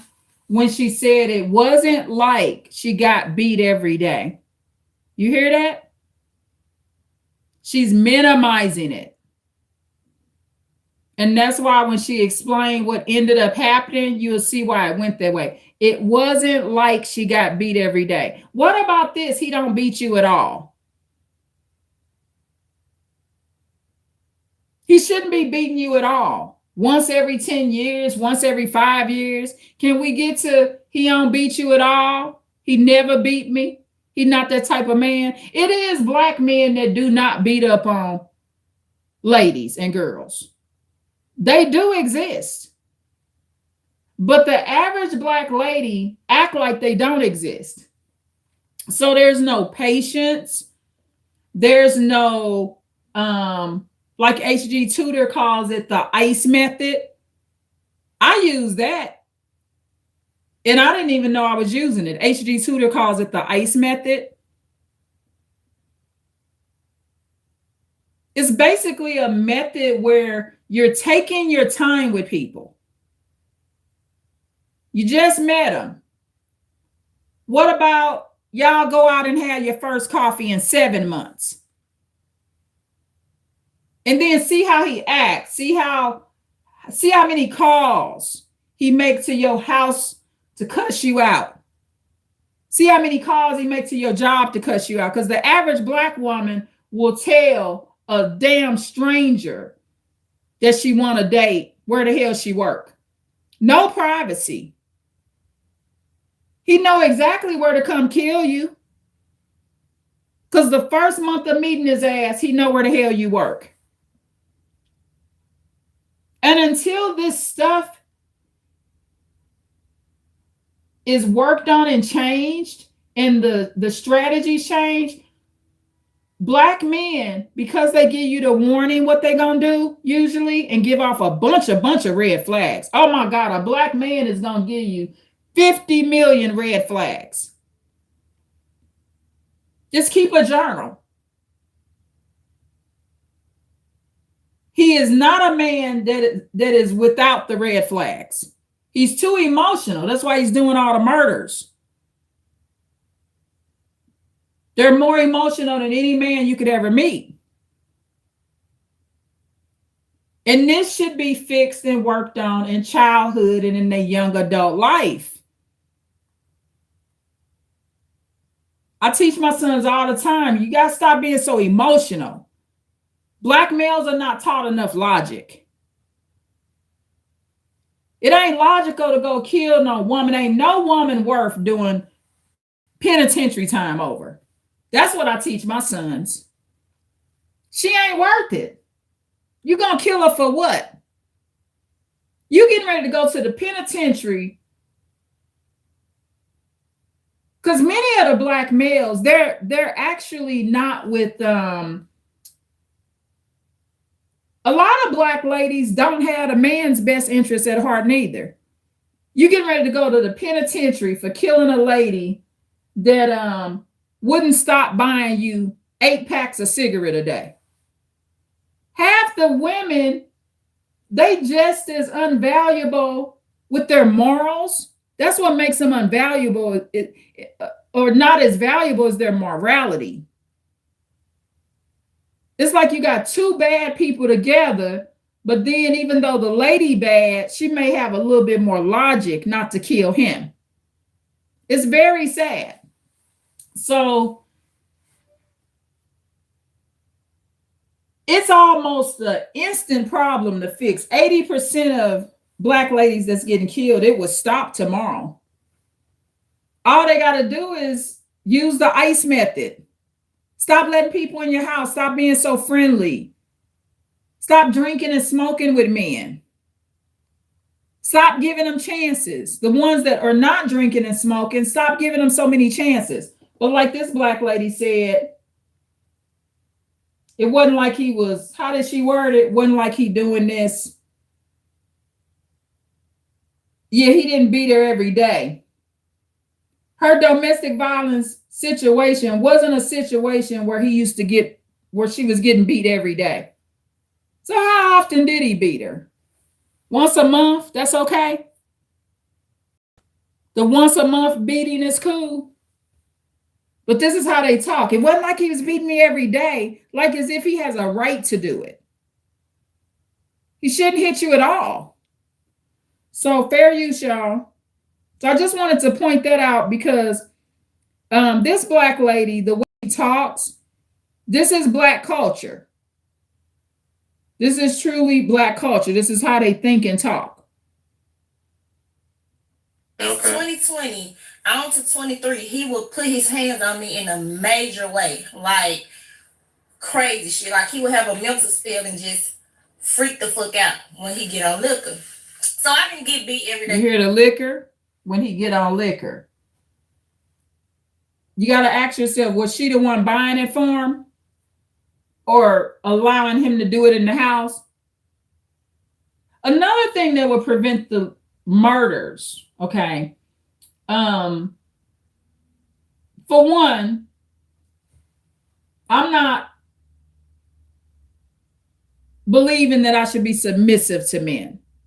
He's not my daddy. So black ladies don't understand that they're not your leader. So when I'm interacting with men, no matter who they are, I'm the leader, okay? Not the man. There's no leadership role. So when the lady doesn't understand she's really the leader, because you're dealing with a race of men that ain't wrapped too tight.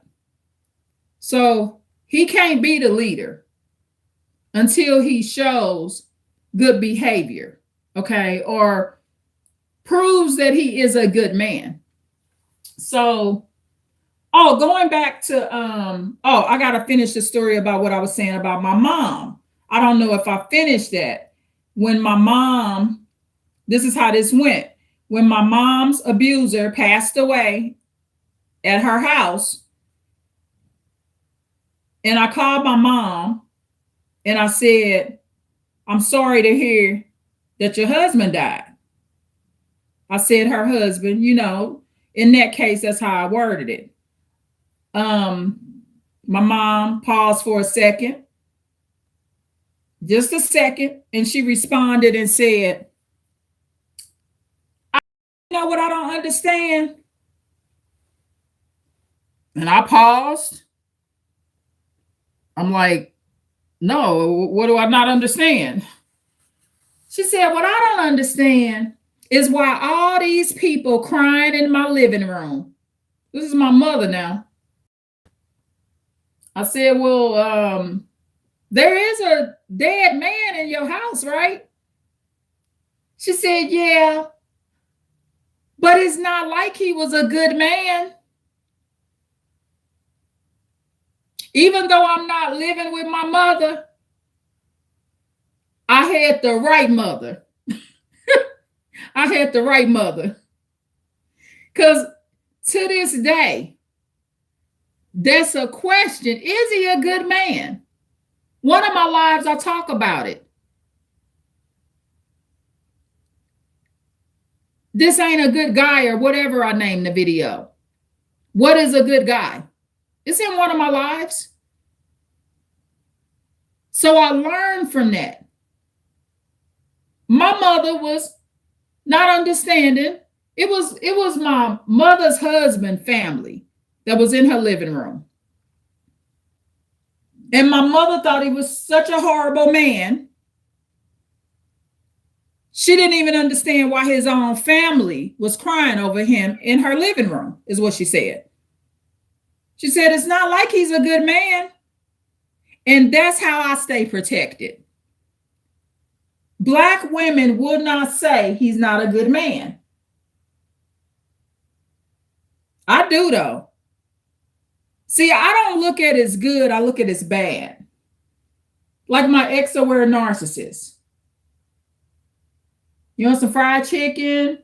Would you like to have a drink? He asked me out too.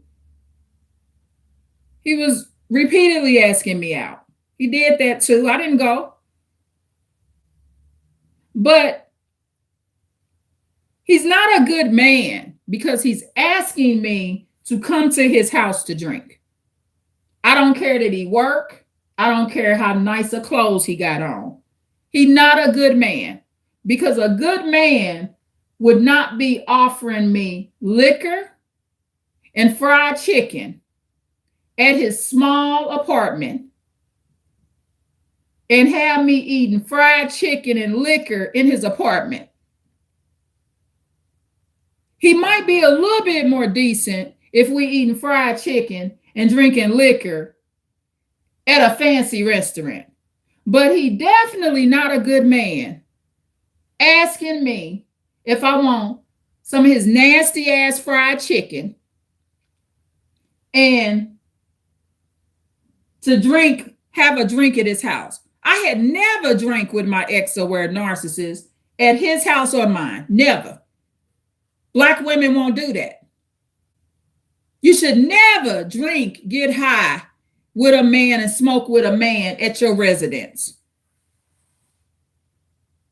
If you are going to do it, ever, once a year and at a restaurant, at a bar, you got to go in a public location. That is a total setup for failure. The black man not going to have no respect for you. And that ex-aware narcissist, he has some threatening tendencies. But he's not going to kill me because I don't drink with him.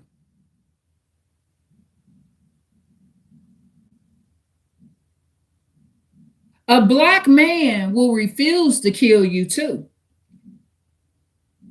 because of how decent you are. They won't tell you that. My ex-aware narcissist, he was loaded up, house full of weapons. He wasn't going to kill me because he liked how I roll.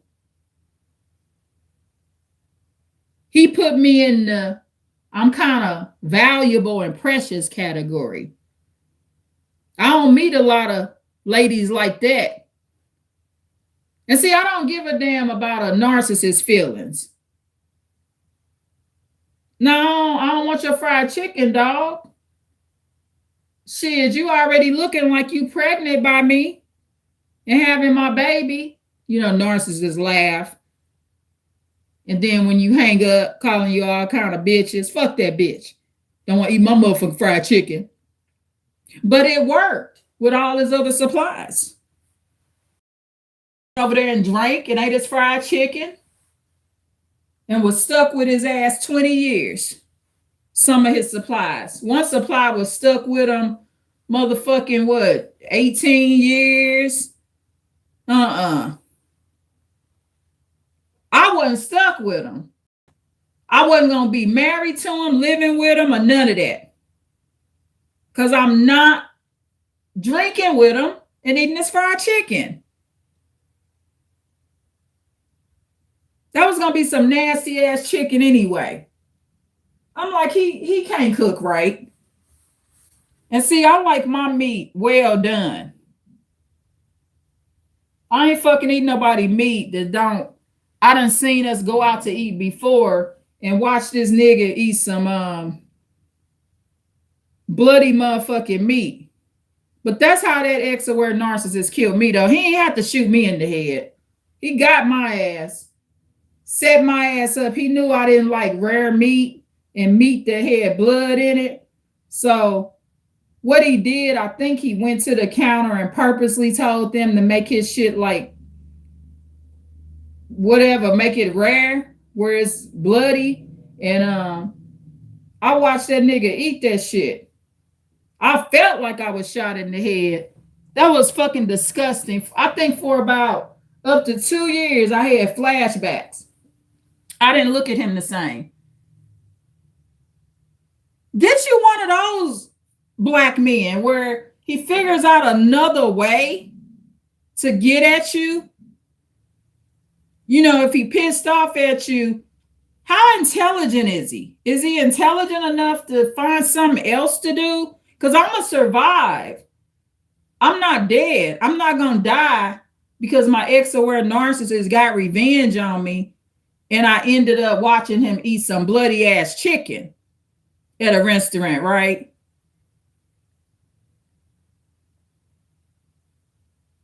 Can't he do something else that's more intelligent other than shoot me? That doesn't require like a lot of intelligence. You know, vet people better, like figure out what he does when he gets revenge on his woman. I like a man like that, where he get revenge and he do something other than kill me. Then I respect him a little better. He managed to get my $20 out my wallet or some shit. He found my little hiding spot for my coin purse. Can he do something else other than just blow me the fuck away? Horrible. So fair use, y'all. Let me play this video. Freak the fuck out when he get on liquor. So I didn't get beat every day and all that type of shit. So And this is a pattern. He freaks the fuck out because he's on liquor and she didn't get beat every day. There always has to be this alcohol and drug component. It's always there. And that's why it's going to keep happening. Fair use, y'all. yeah, it was Mayfield. We always out at a little hookah lounge called Blue Nile. If you're from Memphis, Tennessee, you know Blue Nile was The located. hookah lounge. You hear this pattern? Ghetto, hood. Hex Cross at the time. It's closed now. He came with his friends. I was with my sisters and my friends. We was having a good time. Nothing out of the ordinary. We always used to just go hang out. We was co-parenting. You know, that's why I take. She's co-parenting with what she called her child's father, but she's doing more than co-parenting. They're really not together, but hanging out too much. So that's a boundary crosser. Black women don't have enough boundaries. When I break up with a man, I'm gonna be somewhere and he don't know where I'm at. Y'all are broke up. It's a breakup. So when you break up with a man, no matter who he is, but when you break up with a black man, stop going out to the location where he go. Y'all are broke up now. That's another reason I'm not killed too. I don't hang out with exes. And I'm not telling them where I live. And I'm not hanging around him. He's an ex. What's the hangout part for? If y'all was that good of friends and that much loving one another, you still be together. Y'all not meant to be together, and y'all not meant to be friends. So see, she's too attached to him. She's broke up with him. That's her child's father. He should just be interacting with the child. That's it. There's no boundaries in these relationships. And this is why it continues to happen. You know, that's why I take accountability. We was supposed to co-parent, I really just was supposed to cut everything tired, being cool. But nice me, the forgiving heart I have, I always try to see the good in people. And the forgiving heart she has, like she said, she always likes to see the good in people. That's a wrong way to look at things too. She's supposed to be seeing the bad in him. When a lady is dealing with a black man, she's supposed to be looking for his bad, not his good. So his bad would be, oh, he threatened to kill me. He threatened to beat me down. That's his bad. The rest of it doesn't matter.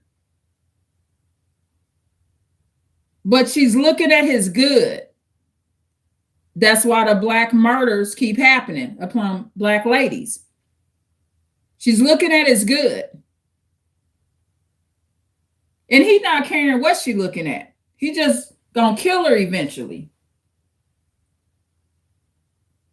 Black ladies are prey to predators, to black predators. That's why one every 5.5 hours is getting murdered. I mean, the statistic got a little better because the feds and the states are involved trying to stop it and do something about it, because it used to be one every 5 hours, one black lady every 5 hours. Now it's every 5.5 hours. Fair use, y'all. The forgiving heart I have, I always try to see the good in people. And yeah, by the end of the night, he didn't have a car at the time, and he rode his cousin. So his cousin stayed Houston Levy at the time, so that's far out. If you're from Memphis, you kind of tracking me. And he stayed like Elvis Presley South Parkway, not sure which one, but we was on Hex Cross, and he stayed on the opposite side of town. So I'm just like, yeah, I'll take my baby dad home. It was nothing out of the ordinary. So we all leaving, and before we left, we had stopped at another club called Prohibition. Just stop out there and see who was in there, what was going on, because again, it was Cinco de Mayo, so everybody out of Memphis drinking, just partying. So we left Prohibition. I drive him to where he's going. We did not stay together at the time. At the time, I stayed with my mom, and she drives him to where he is going.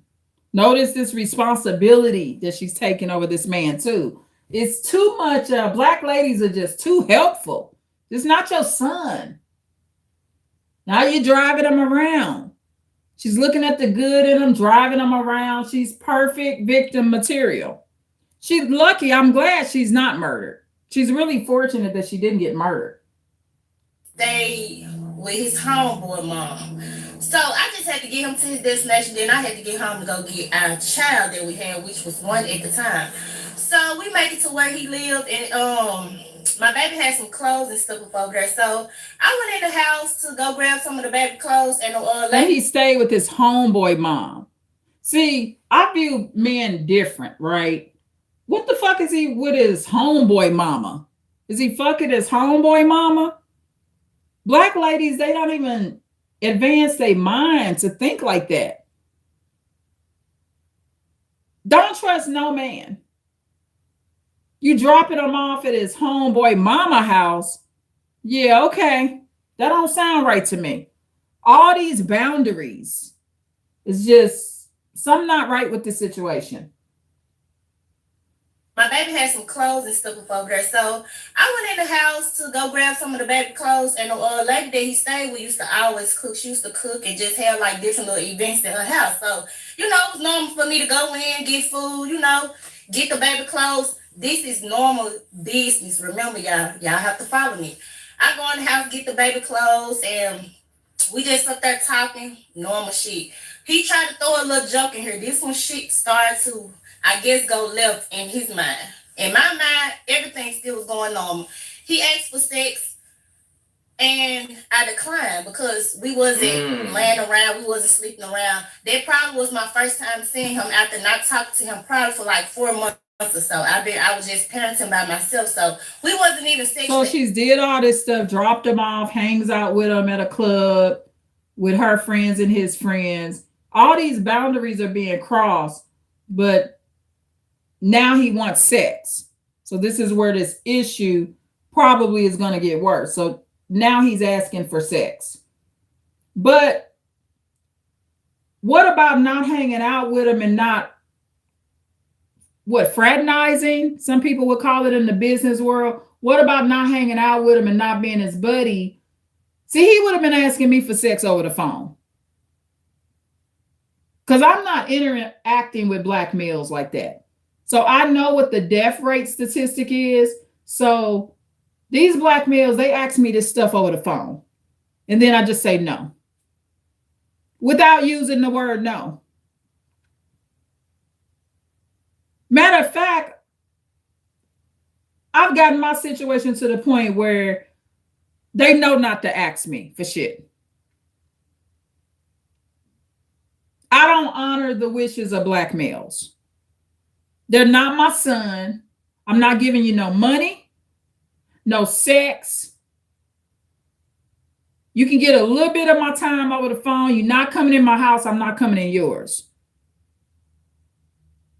Because, see, I know the Lord ain't sent me that. With black ladies, what they don't understand is when the Lord sends you a man,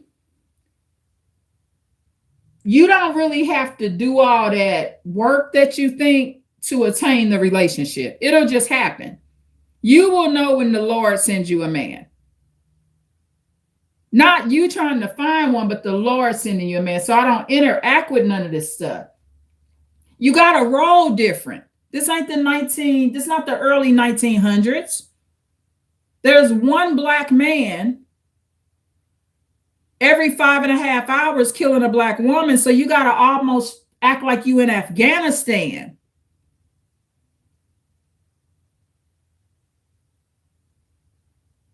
Every time you meet a black man or interacting with one, you got to think, is he going to do something to me?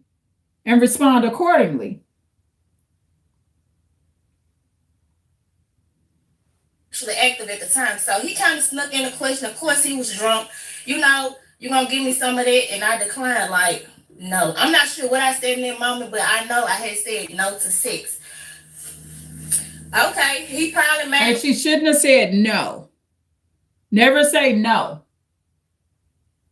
No is a trigger word. That's normally the last word you can say before someone reacts in violence. Sometimes just don't say nothing. Instead of saying no, just say, I can't do it right now. I'm sick or something. She shouldn't have even been in the situation. But that no word is definitely a trigger word because now he has to feel like he has to assert control over her some kind of way. Okay, he probably made like a little joke or something. We still weren't arguing about it. He acted like it was cool. He handed down like, okay, no, she told me sick. I grabbed my items. I grabbed the food. This where it gets scary. I'm walking out the door. He's following behind me. Once again, y'all, we are not arguing. No words are being shared. He is following me out the door like he would usually do. He would always walk me to the car, even if I had a baby or if it was just me. He walked me to the car. When I grabbed the door handle, I don't know what triggered him, like, this woman is really leaving me and not giving me none. I can't tell y'all what went on in that moment. But wow, this dude sound like he got a drinking problem, man. Definitely he has a drinking problem, but he was that mad that he couldn't get no pussy? Like, Jesus Christ. I don't like dudes who be crashing out. He's not really just mad because he's not getting pussy from her. What's happening is he's experiencing cognitive dissonance. So there's a confusion there. He's not really mad over the pussy. He's confused. One side of her is hanging out with him and being like she is friend, but they not friends because they got a child together. So he's experiencing a confusion. So imagine this. Say he was a dog. If she did a pit bull like this, she would get mauled to death. So what's happening is she's contributed to driving him crazy. With my black males, my sons that I'm raising, I try to be consistent, right? So if you don't want a man acting up on you, whether it be your son, husband, family member, be more consistent. So he wiles out like this because in his mind, he feels like she would sleep with him again because she's being overly friendly. So then when she says no, he goes crazy because she's made him feel comfortable. And this is not a rational man, so he's actually experiencing cognitive dissonance. So there's like a form of anxiety. I'm not trying to make an excuse for him, but I understand this about a man. See, I know that messes with a man's mind. That's why I don't hang out with him. See, if I know I'm not going to have sex with him when he acts, I don't hang out with him. I'm not in it. And then the thing is, hanging out with him at a location where the people aren't around. So there's no boundary. Okay, she hung out with him at the club or something. But see, the thing is, they got a child together. So eventually they're going to have to exchange the child and stuff like that. And it sounds like he was welcomed in the house. And it sounds like, it's a situation where they cool. And then what she's probably not admitting to, she's still somewhat sexually attracted to him. That's why she's hanging out with him in some sense. But then when he asks for it, she tries to put up a boundary. The boundary got to be put up way before. She would be safer going to hang out with a man like this that she don't have children with. That's what I do. So say I hang out with a man and we don't have any child together or any children together, he's more likely to accept no. Or a man that you never slept with. See, she's interacting with her child's father like this is a man she's never been intimate with. Now, if you've never been intimate with a black man and you hanging out with him and then he try to ask for sex and you say no, he may be more rational. But it's different when it's a man you have a child with. I don't interact with no man I got a child with. None of them. I don't go out to eat with them. I don't kick it with them. All the men I interact with, I don't have children with them. That way I'm safer. A man that I have a child with is very dangerous. He'll hurt me for real. Because there's always that attachment there. Dudes who be crashing out when the girl tell them no. Crashing out when you try to get the girl number, nigga crash out. Oh, bitch, fuck you. You a hoe anyway. You ugly anyway. All that shit. Like, brothers, my brothers, it's cool. It's cool to get rejected sometimes. It's cool. It happened to the best of us. It still happened to Big Play Ray to this day. And I'm Big Play. It's cool. She missed out, my brother. Just move on. I don't know what triggered him. Like I said, once I grabbed the door handle, all I knew was I was flying to the ground. I don't know which way he hit me first. Damn. But basically, that's when he began to basically attack me and assault me. The only thing that I could remember in the moment was I remember me being in the middle of the street, begging this man. Mind you, it's about 2 a.m, close to probably 3, begging him to stop. The shit really was like a movie. That's the only thing that plays back in my head. Me asking a person who said they love me, continuously beat me, strangle me, kick me in my chest, slam me on my head twice. Damn. In that moment, the only thing I could do was think about calling my mother. Nothing crossed my mind was like, call the police on this nigga. So as he attacked me and I'm asking him to stop, I guess he wasn't done. He continues to beat me like a nigga on the street. I really wish that y'all could vividly see this the way I'm trying to explain it. You heard what he did to her. It's sad too. I feel bad that it happened, but until Black ladies start understanding what a man's triggers are. Like I said, I don't hang out with baby daddies. It's no way I'm going to go kick it with a baby daddy because they're not wrapped too tight. This behavior, she should do this with a man that she hasn't slept with and that she doesn't have children by.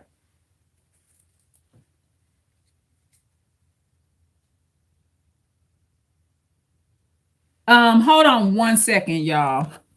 And I'm gonna answer that question in the comment. Hold on, because this device is kind of doing a little go out thing. So I just plugged it in, y'all. Hold on one second.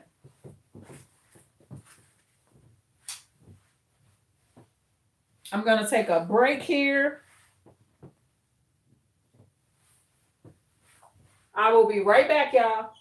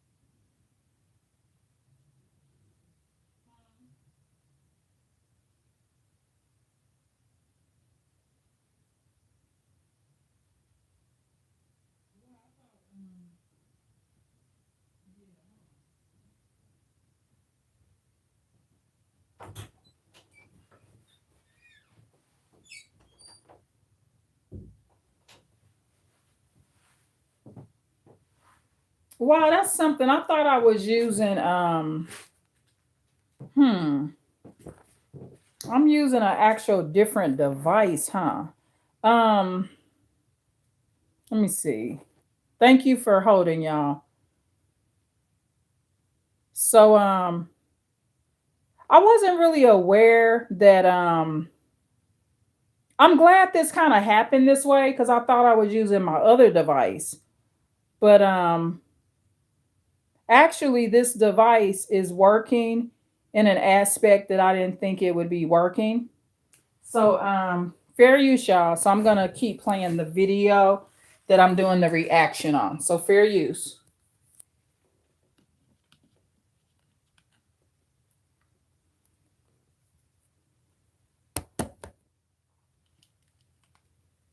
vividly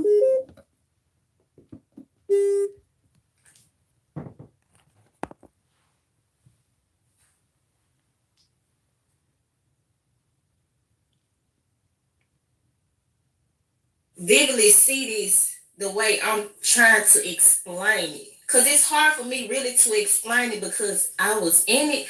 But just imagine a man, a 6'3" man, 200 some pounds, Oh my God. attacking a woman. That's probably at the time I probably was like 160 or something. I'm real petite and tall, so I'm not that big. Yeah, he's basically punching, strangling, slamming me, stomping my chest, Damn. just having his way with me out there like I was a rag doll. And I just remember a car going down the street and he was covering me like he was trying to help me in the house as if I was drunk. And really, I was bleeding from the top of my head because I had a gash in the top of my head from him slamming me for the second time.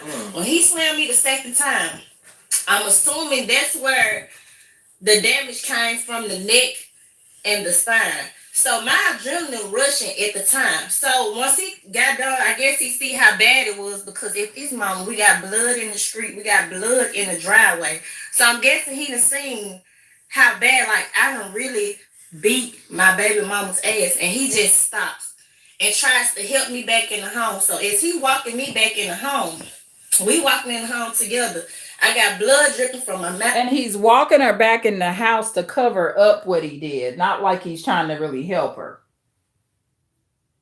My nose, my head is really where the most blood was coming from the gas. So he walks me in the house, we go in the bathroom, and I don't know if it was by the grace of God, the lady whose house we was at, her and her friends had came back home early from the casino.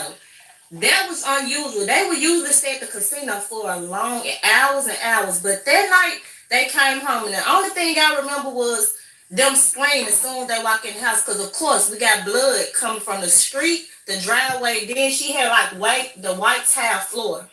So I want to point out something, and I'm not going to say she don't believe in the Lord, right? It's not that she don't believe. I think she has some spiritual moral values. She probably most likely believes in the Lord. That's why the Lord gave her the grace and mercy that he did and allowed her to live this time. But I do know this. There's no prayer life. So this is not a lady that's consistently praying. And how I know she's mentioned in the casino, the bar.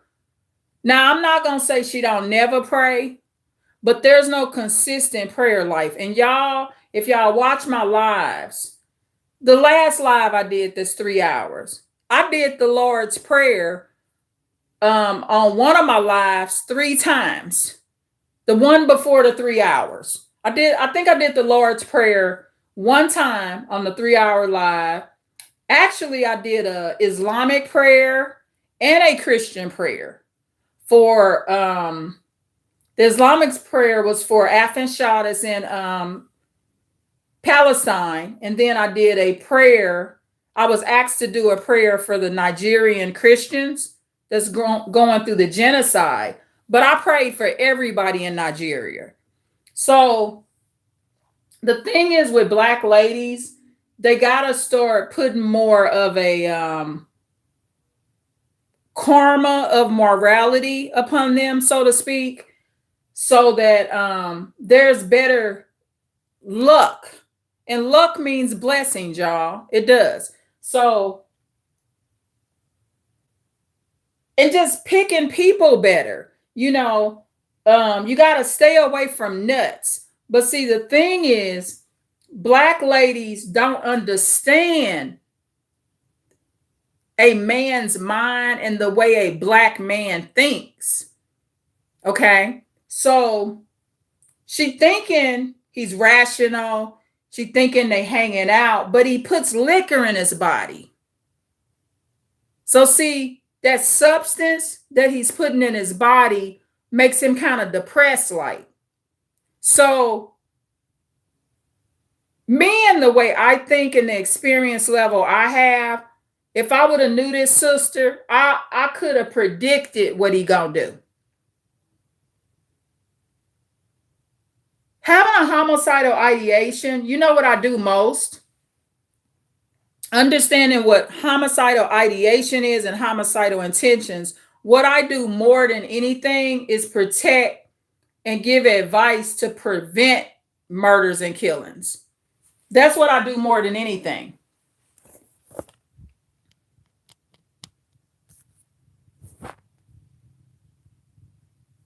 And see, usually a lady cannot beat a man. Usually, it's just best not to be fighting with him or in the situation. But this the thing, he beat her like that, and she ain't gonna do one thing to fight him back. Don't entertain men. Like I was talking about my grandmother earlier. My grandmother would shoot a man. She sure would have. Any of them customers at her restaurant, if one of them would have jumped up and punched my grandmama, slapped my grandmama, did anything to my grandmama, she would have put a bullet in them.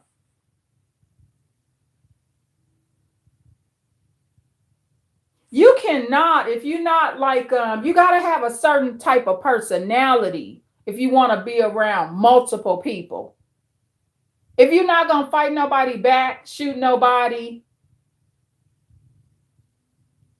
She had the inability to act as crazy as he did.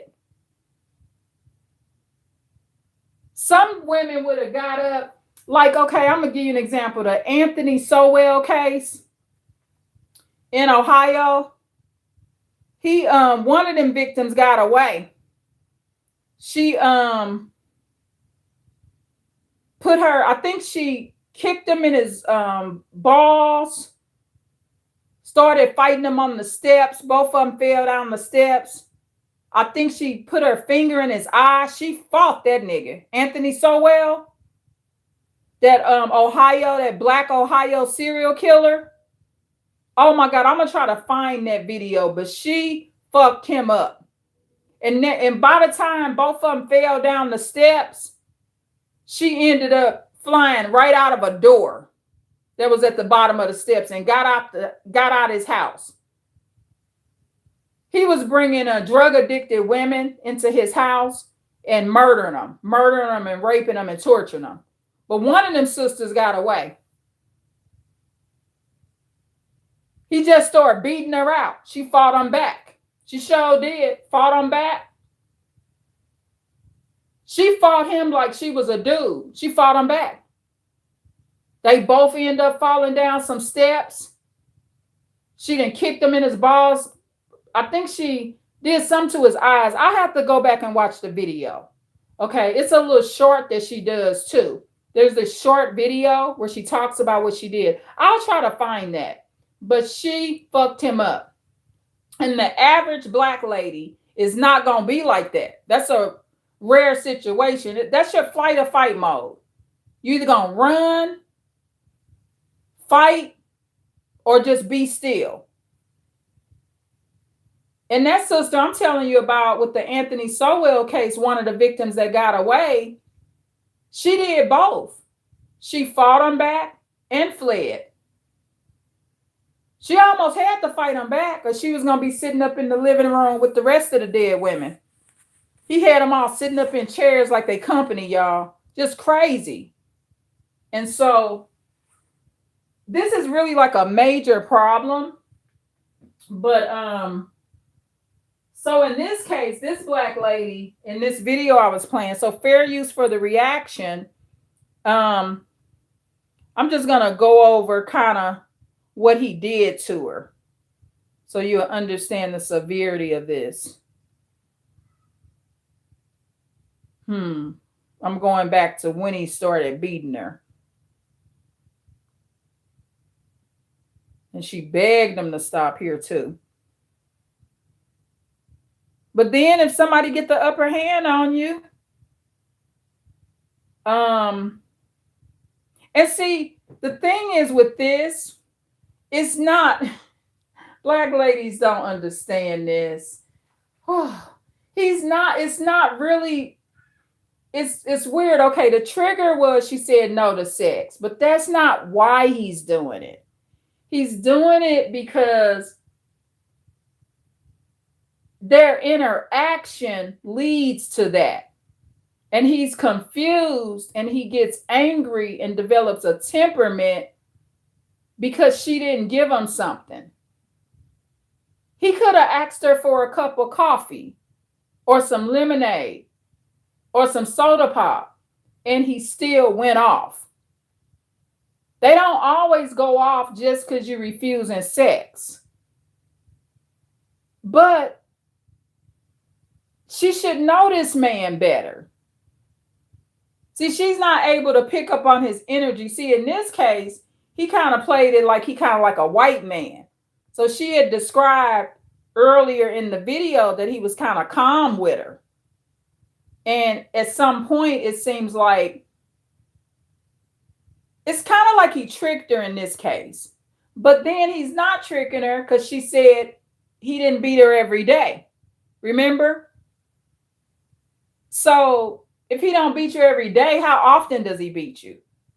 So she had enough red flags, but I'm sad that this happened. I'm so glad that she's alive. She looks really good, but there's a photo of what she looked like when she was, oh gosh, she was really messed up by him. So,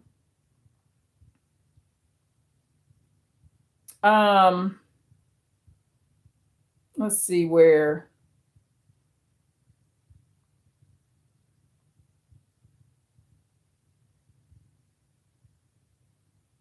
Okay, so when she said no, so she said after she said no, she went flying to the ground. She don't know which way he hit her first. He just snapped out of nowhere.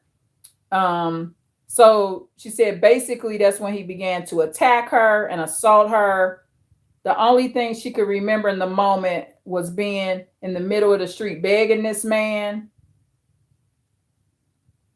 Mind y'all, it was 2 in the morning, close to probably 3. She shouldn't be around him. See, 2 and 3 in the morning, those are hours that you're around a man that you want to have sex with, or in rare cases around a man you never slept with. So hanging around a baby daddy at 2 and 3 in the morning, that's a boundary that she crossed, which sets her up for this nutcase to snap. It's 2 or 3 in the morning. You know he drink. So he's gonna act bipolar, or he's gonna act like a deranged narcissist. I'm gonna remove the bipolar word. He's gonna act like a lesser narcissist. Okay, because this is not his bipolar. He's acting like a lesser narcissist, like H.G. Tudor would say. And that's the one that has no self-control and that's violent and crazy acting. So he continuously beats her. He strangles her, kicks her in her chest, slams her on her head. Oh gosh, she could have really died. She said, damn, in that moment, all she could do was think about calling her mother because she thinks she's getting ready to die, y'all. That's pretty sad. Nothing crossed her mind. She was like, call the police on this N-word. So as he attacked her, she kept asking him to stop, but I guess he wasn't done. He continues to beat her like a man on the street. She said, I really wish that y'all could vividly see this the way I'm trying to explain it. I could see it. He just started beating her out the blue. Just snapped, just totally snapped. In a situation like this, it's hard to fight back because he's got too much of the upper hand on the fight, and he is a male. So in general, you know, ladies, we can't beat up males, just in a general sense. He's got too much of the upper hand. And he's quick with it too. He's beating her bad, but he's quick. This hospital photo is pretty bad. So he's 6'3", 200 and some pounds. Wow. And she said she was probably like 160. She says she's real petite. And 160 is small if she's like, she says she's real petite and tall. So yeah, 160 pounds for her, and she's tall. She's small. She's a small girl. She sure is. So this big old man beater, he's tall, 200 and some pounds. She's tall too, but she's little. You know, look at it like okay, so if she's 160 pounds and tall, that's basically similar to her being 110 pounds and short. So picture him beating her and she's 5 foot tall and 110 pounds. Because 110 pounds at a short height is equivalent to her tall 160. So picture her being shorter. So picture being short, 110 pounds, and this 200 and some pound man beat you. That's basically the weight she is. Because it's 10 pounds for every inch of height, and you're the same. So if a person's 5 foot tall and they 110 pounds, and someone's 5'3" and they're 140 pounds, they're the same weight. So 110 pounds for 5 feet. I'm just giving an example. And then for 5'3", 140 pounds. And that makes them the same weight. So a person that's 5'3" and 140 pounds, they're a very small person. So this is a little bitty little girl he beat up. Fair use, y'all. Coming from the street, the driveway, then she had like the white tile floor. So blood just all the way through the house tracking to the bathroom. So she knew where I was at. And I just remember her screaming, saying, "What the hell happened?" And I heard him in there, because I had the bathroom door closed. I heard him in there saying, "We got into it." And she was like, "It's blood everywhere. You ain't got into it." And she busted in the door, and that's where she saw me sitting down on the ground, leaking from my head, my nose, and my mouth. Yeah, so she walks in the restroom again. These was kind of older people. So once she seen how much blood and everything I was using, the first instant that went in her mind, she went and grabbed a BC. And if y'all know what a BC is for pain in the head. But again, I'm leaking from the top. What's a BC, y'all? That's some type of medical kit or something? I'm leaking from right here. I'm leaking from the nose. So I knew nothing a BC could have did. So that was trying to stop the blood. And the only thing I remember in that moment was keep telling them, "Let me out this house. Let me call my mama. Let me out this house." And me being grown, they let me out. So I was able to get in my car at the time. I had an old ass Impala.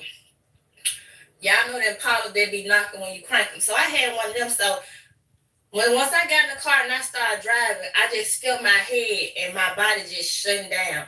I don't know if my body just went into shock or lock. Only thing I could do was make it to the stop sign from the house and turn on the main street. I probably wasn't no more than about 2. Man, all them ladies that came in that crib, man, she said they was older ladies. They seen that he did that to that girl. They should have called the police, man. 2 minutes from the house, probably a minute from the house, because the house was already close by the main street. So I don't think I had to do was. So the brother's saying on his YouTube channel, he's saying that the older lady should have called the police, but it sounds like she left soon, right? So from what she's explaining, they saw her and then she leaves and gets out of there. So maybe they did call the police, but she was already gone. I wouldn't know. I'm just trying to give some kind of benefit of the doubt there, but he's saying they should have called the police. And if they didn't, they should have. Even if she left, this is the thing with this. Even if those black ladies that saw her bleeding like that, even if she did leave, they still should have reported it, in my opinion. But see, that's part of Black culture. The systematic letting the man get away with it. So, but I do agree with him. Yeah, I do agree with what he's saying. So I don't think I had to do was I just wanted to get out the property or where the shit happened. And stealing this mama, because I'm so used to covering up for a monster, nothing clicked in my head was like, call the police. Call on the this police, motherfucker. baby, The only yes. thing I'm still thinking about is call my emergency contact with. Oh, she's so used to covering up for. I like how she finally calls him a monster. Now this is where she needs to be. Instead of referring to him as her child's father, that's what I want to hear. A monster. Yeah, that's what he is. So she's awakened. He's a monster and like a Dr. Jekyll, Mr. Hyde. He just switched up on her. Like, call the police. Call on the this police, motherfucker. baby, The only yes. thing I'm still thinking about is call my emergency contact, which is my mama. And I still didn't call my mama. I like that this black gentleman, and actually I've watched him before, so I didn't realize that who this was, but I'll start watching him more often. But I like his energy. He's not very surprised by it. The YouTuber that's doing this video, he's not surprised because for one, he's a black male, so he knows how black men are. But he's definitely not a Fates and Gates, where he's approving of the behavior. He's saying the police should be called and something should be done about this. So I do like to see a black male that seems to be the type of man that would not do this to a lady. I like to see black males like this cover this story. So it's a good thing, because you got to keep in mind, not all black men act like animals and going off like a wild animal. She called him a monster, but I'm gonna call him a wild animal because he behaved more like one of the wildlife videos when you see the lions attacking the hyenas and stuff. This is a wildlife scene. He's more than a monster, is what he is. He messed her up pretty bad, y'all. This is really sad. But what I like to do is discuss the dynamics of it. And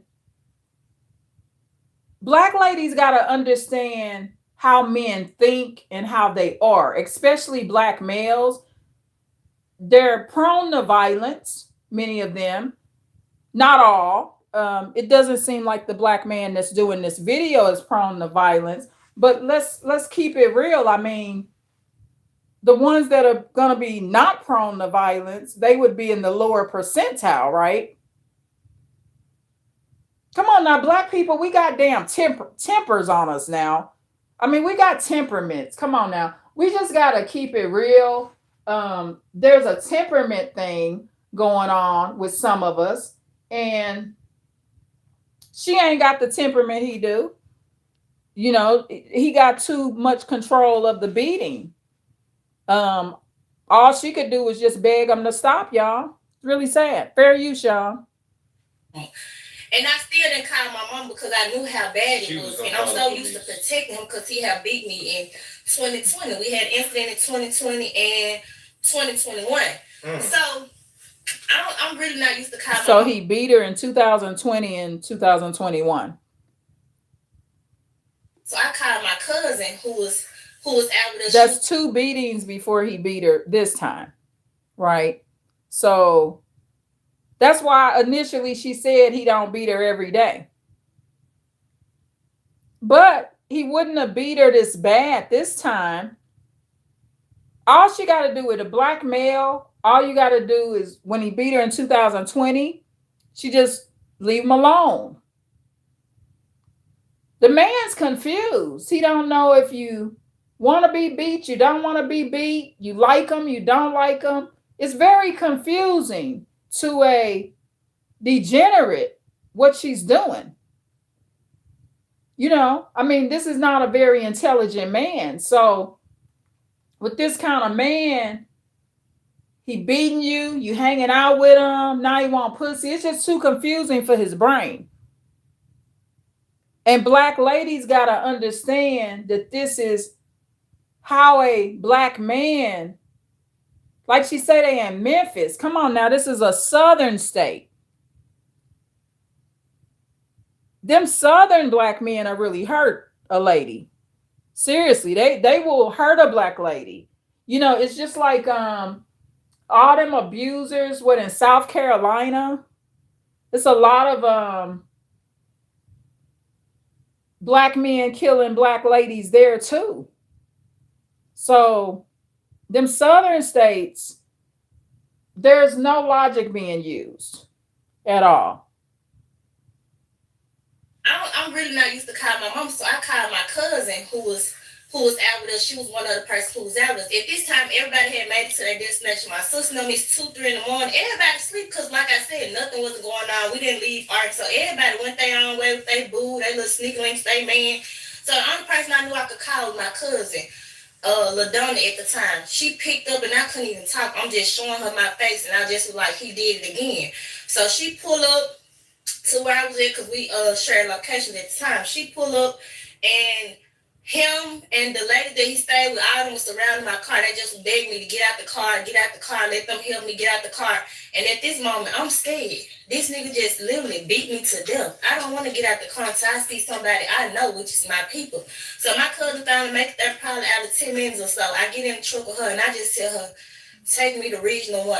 Take me to the ER. Something's wrong. When I got in the car, everything just locked up. I couldn't look left. I couldn't look right. But I'm thinking it's just a regular little neck injury. I didn't think too much of it. So, I'm just sitting like this while she driving. We get to the hospital, they instantly. I tell them I just was in a DV situation with my baby daddy. They instantly called the police. The police come up there. He do the report, ask me what happened. Bam. They instantly took me to the back because I guess they seen it was the gash at the top of my head. So what happened in this situation? Because like she admits, I like her honesty. I like how she admitted that he had beat her up in 2020 and 2021. So what's that old saying Maya Angelou say?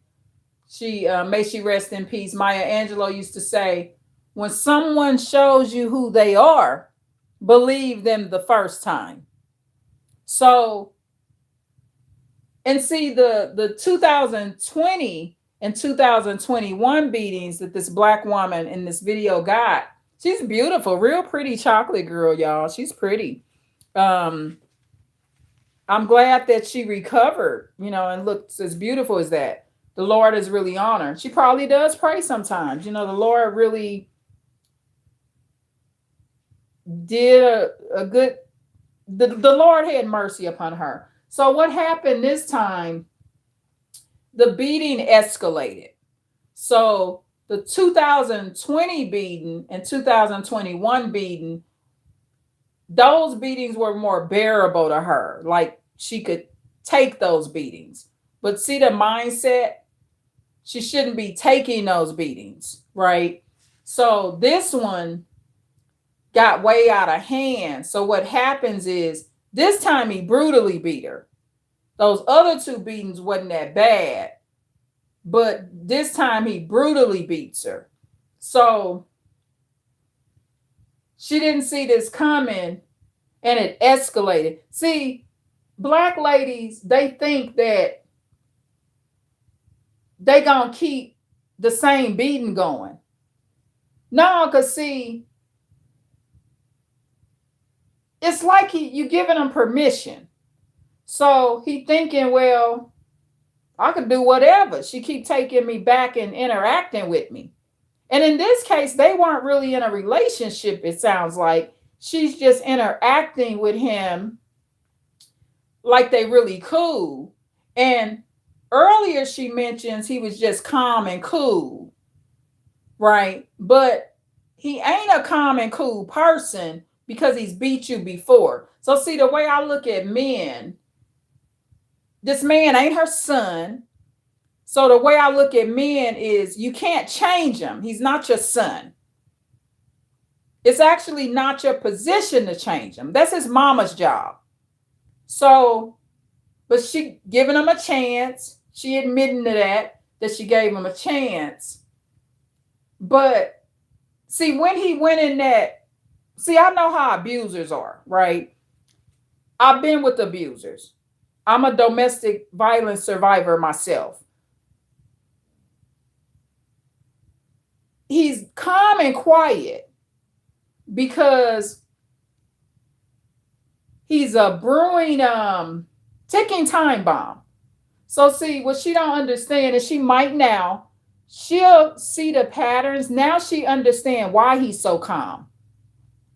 But he's never calm because he had already beat her twice and may have beaten her more. She's just mentioning those as the recent beatings, 2020, 2021, and then whenever he beat her this time. And this is I'll put this video in the description box. And I'm really proud of the black brother that's doing this video. He reminds me of one of my sons. I'm proud of him for doing this. Like I said, I have 3 black sons. So I'm not anti-black man. I just feel like they the number one black man for them not to kill you. Because what did I tell you earlier? They always show themselves. They always show you red flags. Usually 99.9% of black males will show red flags. So her red flags was that he beat her up twice already, 2020, 2021. So it proves my point. Because I didn't listen to this video, y'all. I listened to it with y'all. So I listened to like 1 or 2 minutes of it, and then I did the fair use reaction with y'all. So I told you earlier, they always show red flags. So there needs to be, and she's very fortunate that he didn't kill her. Yeah, God was really merciful with her because she could easily be dead. So fair use, y'all. My head didn't make them when I skipped everybody and went to the back. They instantly threw the neck brace on me, did the CAT scan, whatever you have, the little machine you have to lay back and it go around you. They instantly did one of those on me. Yo, this is crazy. And this is another thing why y'all can't be letting motherfuckers put their hands on y'all, and y'all gotta nip it in the bud if it ever happens, and y'all can never let this shit happen again. You gotta literally nip it in the bud and stop fucking with these type of people, because you never know how they could hurt you, right? She just said she gotta be in a neck brace. So obviously he damn near done broke her fucking neck. Like, you see Yeah, and I like how he's a black male and he said, stop fucking with these kind of people. See, he's not looking at them Negroes that's abusing ladies like that, like they his people. Like that sicko Fates and Gates, when I did the reaction on my last live that I did before this one, the 3-hour live. And times go by really fast on lives, y'all. Please click a like if you're here. So, like he said, you got to get rid of these type of people. A man wouldn't tolerate them. See, a man, if that same man, her child's father that beat on her like that, if he went and beat another man in 2020 and 2021, a man would quit fucking with him. See, black ladies, we got to start acting kind of like a man. You have to treat black males like a man would treat them. This is real advice. And then the permanent scarring that comes, you know, like domestic violence situations right now, I got a whole section of cuts. You barely could see it.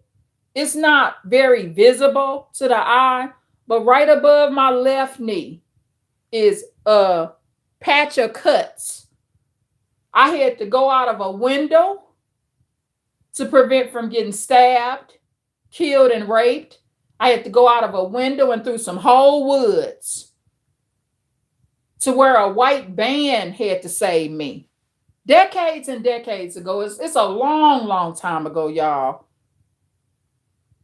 Over 20 years ago. But still it happened. So I'm bringing that up to say this.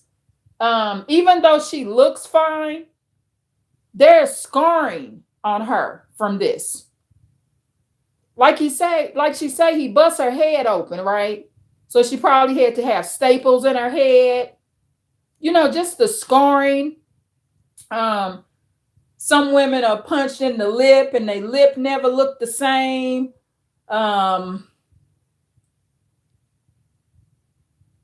Getting your jaw broke, all kind of stuff. It's just really sad situation, you know. So I have compassion for her, and I definitely can feel how sad. I'm acting this beating out in my mind. Like she said earlier, she hope we can vividly run it through our mind. Oh yeah, I'm running it through my mind. I could feel the beating myself.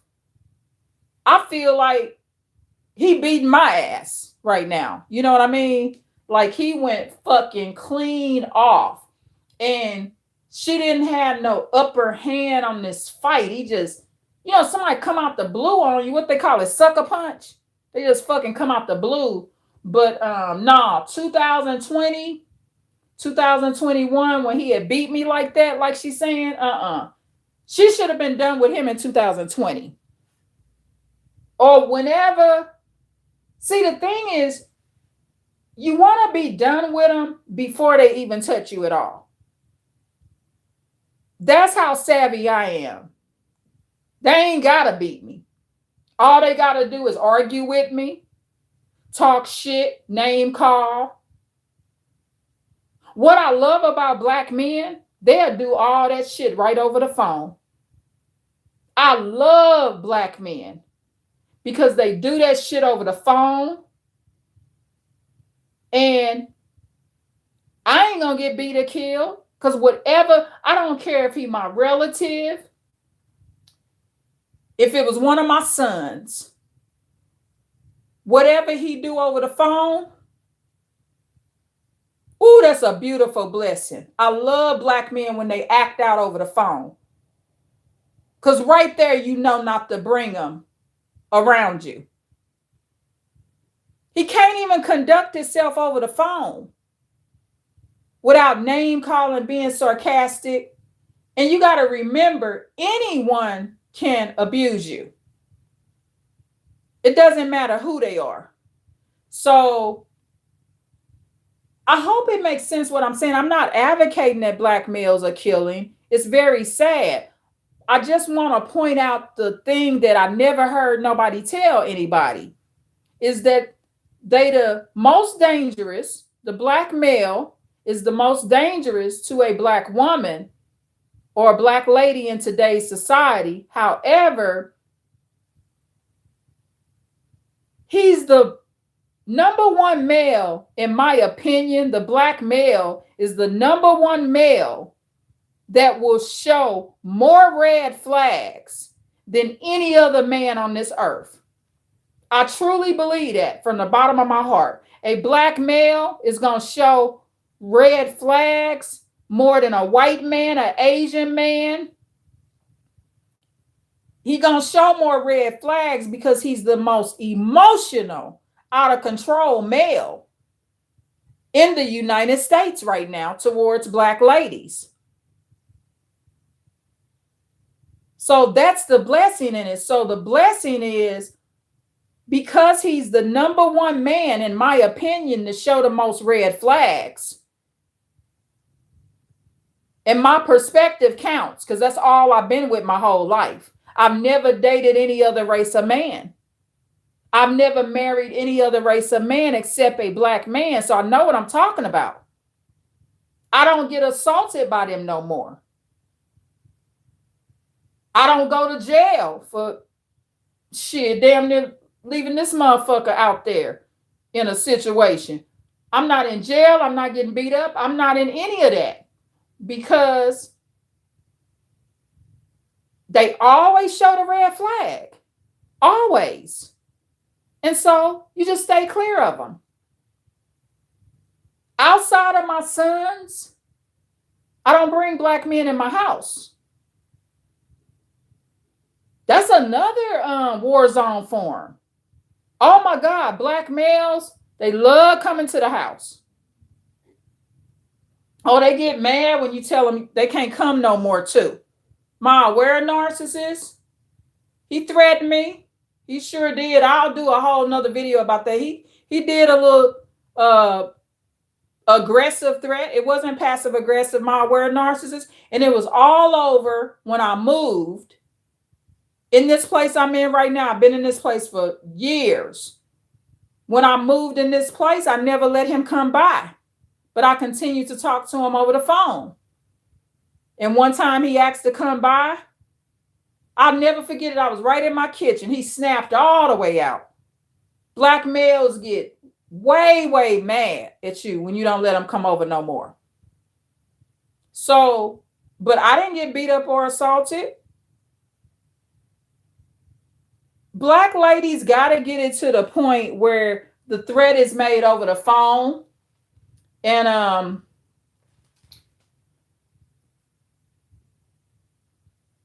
if you're not a homicidal girl, you have no business dating black males. No business. And I'm just being honest to God. If it's not your nature to be homicidal, you should not be dating black men.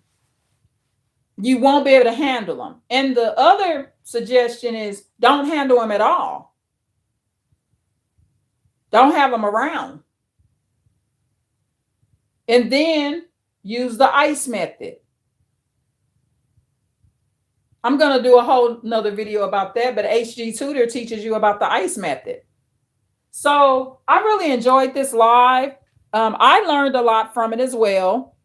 And I'm glad this sister made it. I'm going to put this video in the description box. So please like, share, and subscribe. And tune in for more right here with the Advanced Insight channel. I appreciate y'all.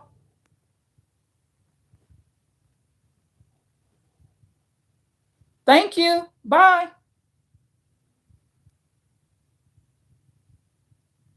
I'm glad she's okay, y'all. That was a horrific, ass whooping he gave her. I mean, serious. That was horrific how he did her. But it's not unbelievable to me. It's very, I call it the norm. You may think it's kind of like weird that I'm saying it, but what he did is the norm. And he would be what you call a lesser narcissist, which means he's low emotional equivalence, low EQ. And so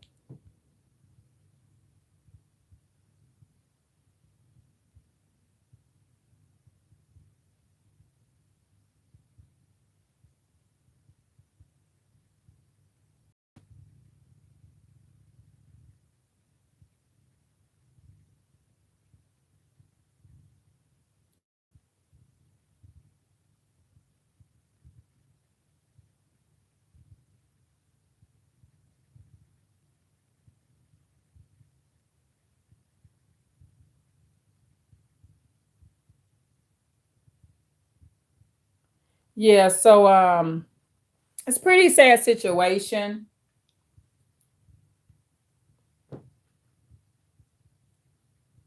Pretty sad situation.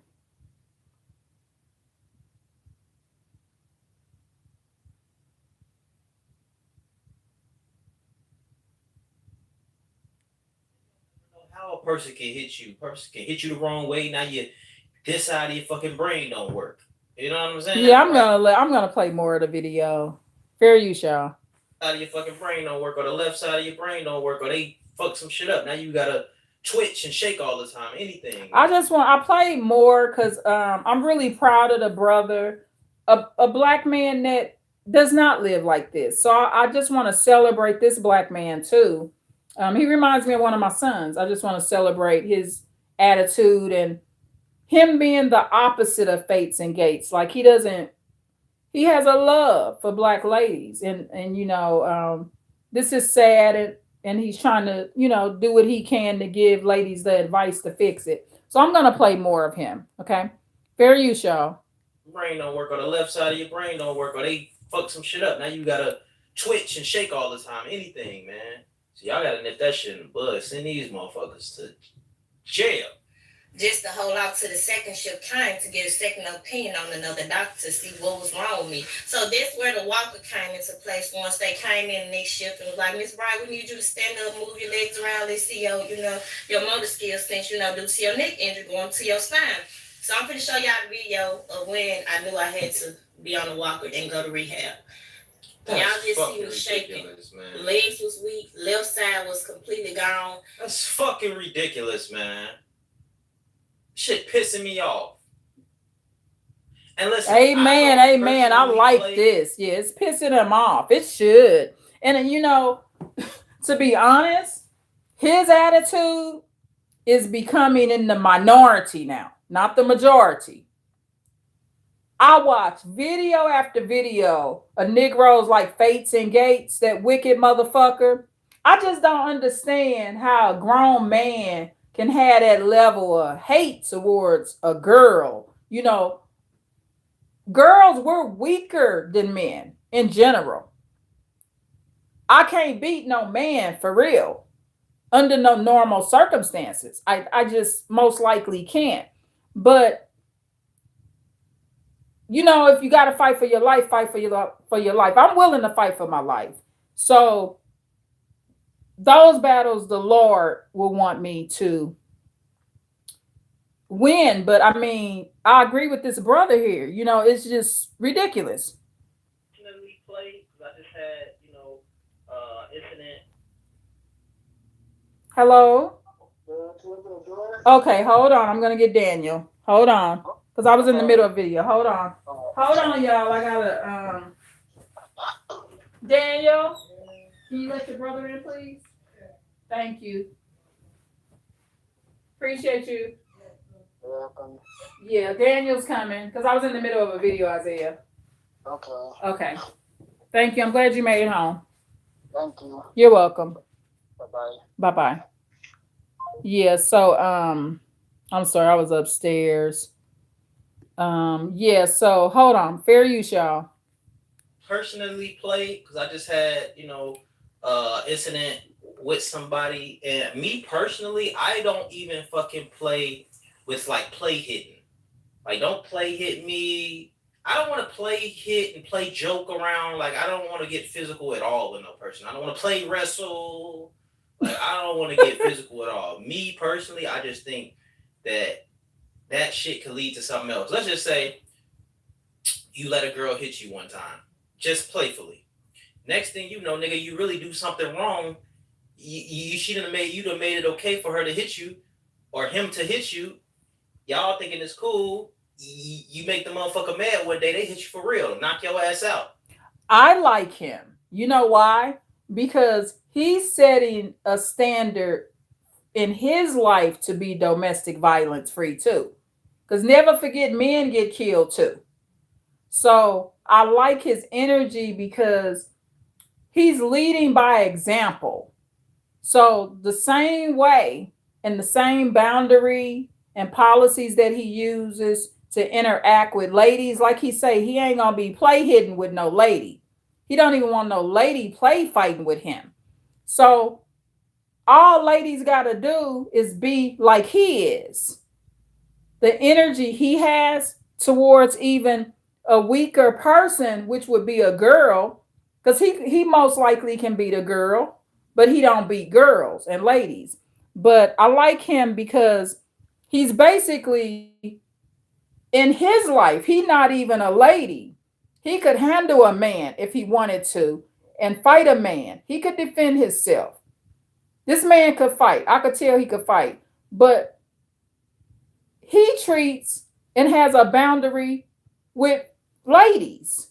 So if he's a grown man, the YouTuber that's doing this video, if he's a grown man and he don't even play fight with women and let them get out of hand with him, he keeps these strict boundaries up so that he's not in domestic violence disputes and abused himself. If he's a man and can live that way and behave like that, that's the same way that ladies need to be. See, because what he's showing is men don't tolerate that shit, especially men like him. I'm really glad I did this reaction because this brother is really, really smart.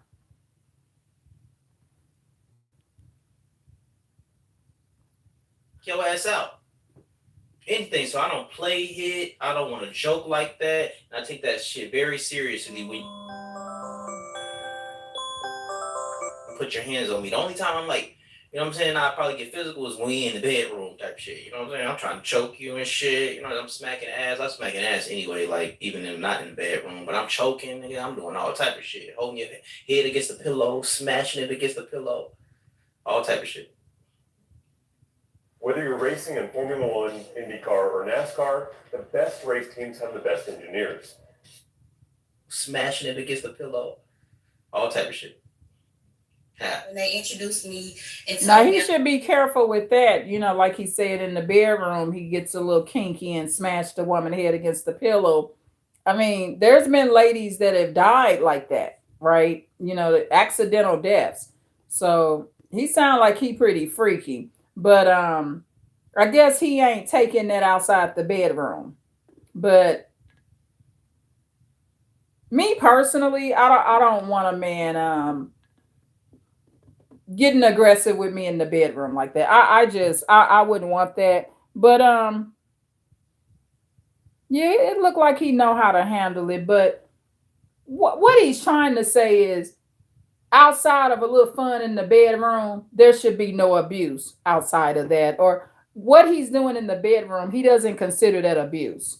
But what I'm saying, this brother, he's like maybe an exception to the rule. But what I'm saying as a lady on my channel, be careful with that too, because that's a red flag. In this case, this brother ain't gonna take it too much further, and he's just trying to lighten up the video with some humor. That's what he's doing. But at the same time, when a man is getting aggressive in the bedroom and smashing your head in the pillow and doing all of that, that's a red flag of what could come. Okay, so I would just be very leery of what I would call sex abuse. You know, I would be very careful with that. You know, any of those like dominatrix activities and stuff like that. If a man is into like dominatrix sexual activities, I wouldn't involve myself with any of that, because that is a red flag. Okay, sexual abuse. But in his case, he's saying it like in a fun way. But most black men that's smashing your head in a pillow and doing all of that, they usually are going to be an abuser. It's an unhealthy sexual activity. So that's another thing black ladies need to do, is develop more healthier sexual habits as well. Okay. And not tolerate that, because he's going to be the rare. This man is kind of rare in that situation. And I don't think he's an abuser. I really don't. But in general, even what he's describing in the bedroom with today's times with black ladies getting killed one black woman every 5.5 hours, I would just put a halt to all of it. Don't be with no man that's smashing your head in a pillow and stuff like that. Don't do it. Because in today's times, it's too dangerous. You could suffocate, right? So just be careful. Like me, I got asthma. I don't need that in my life. Don't smash my head in no pillow. I barely could breathe right now. In general, I'm at risk of death every year.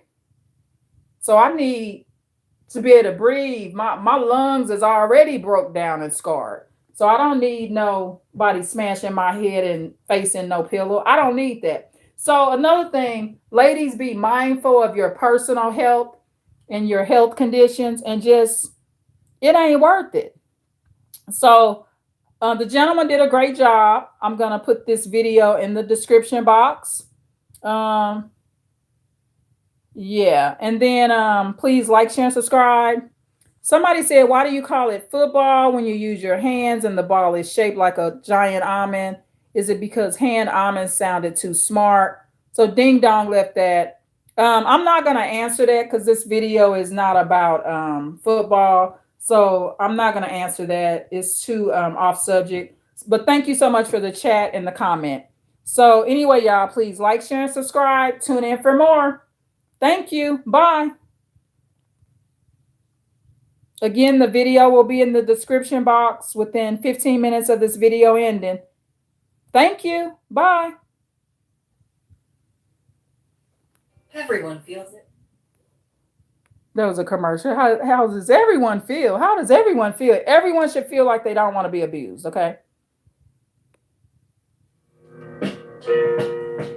Please like, share, and subscribe, y'all. Thank you. Bye. Tune in for more right here with the Advanced Insight channel.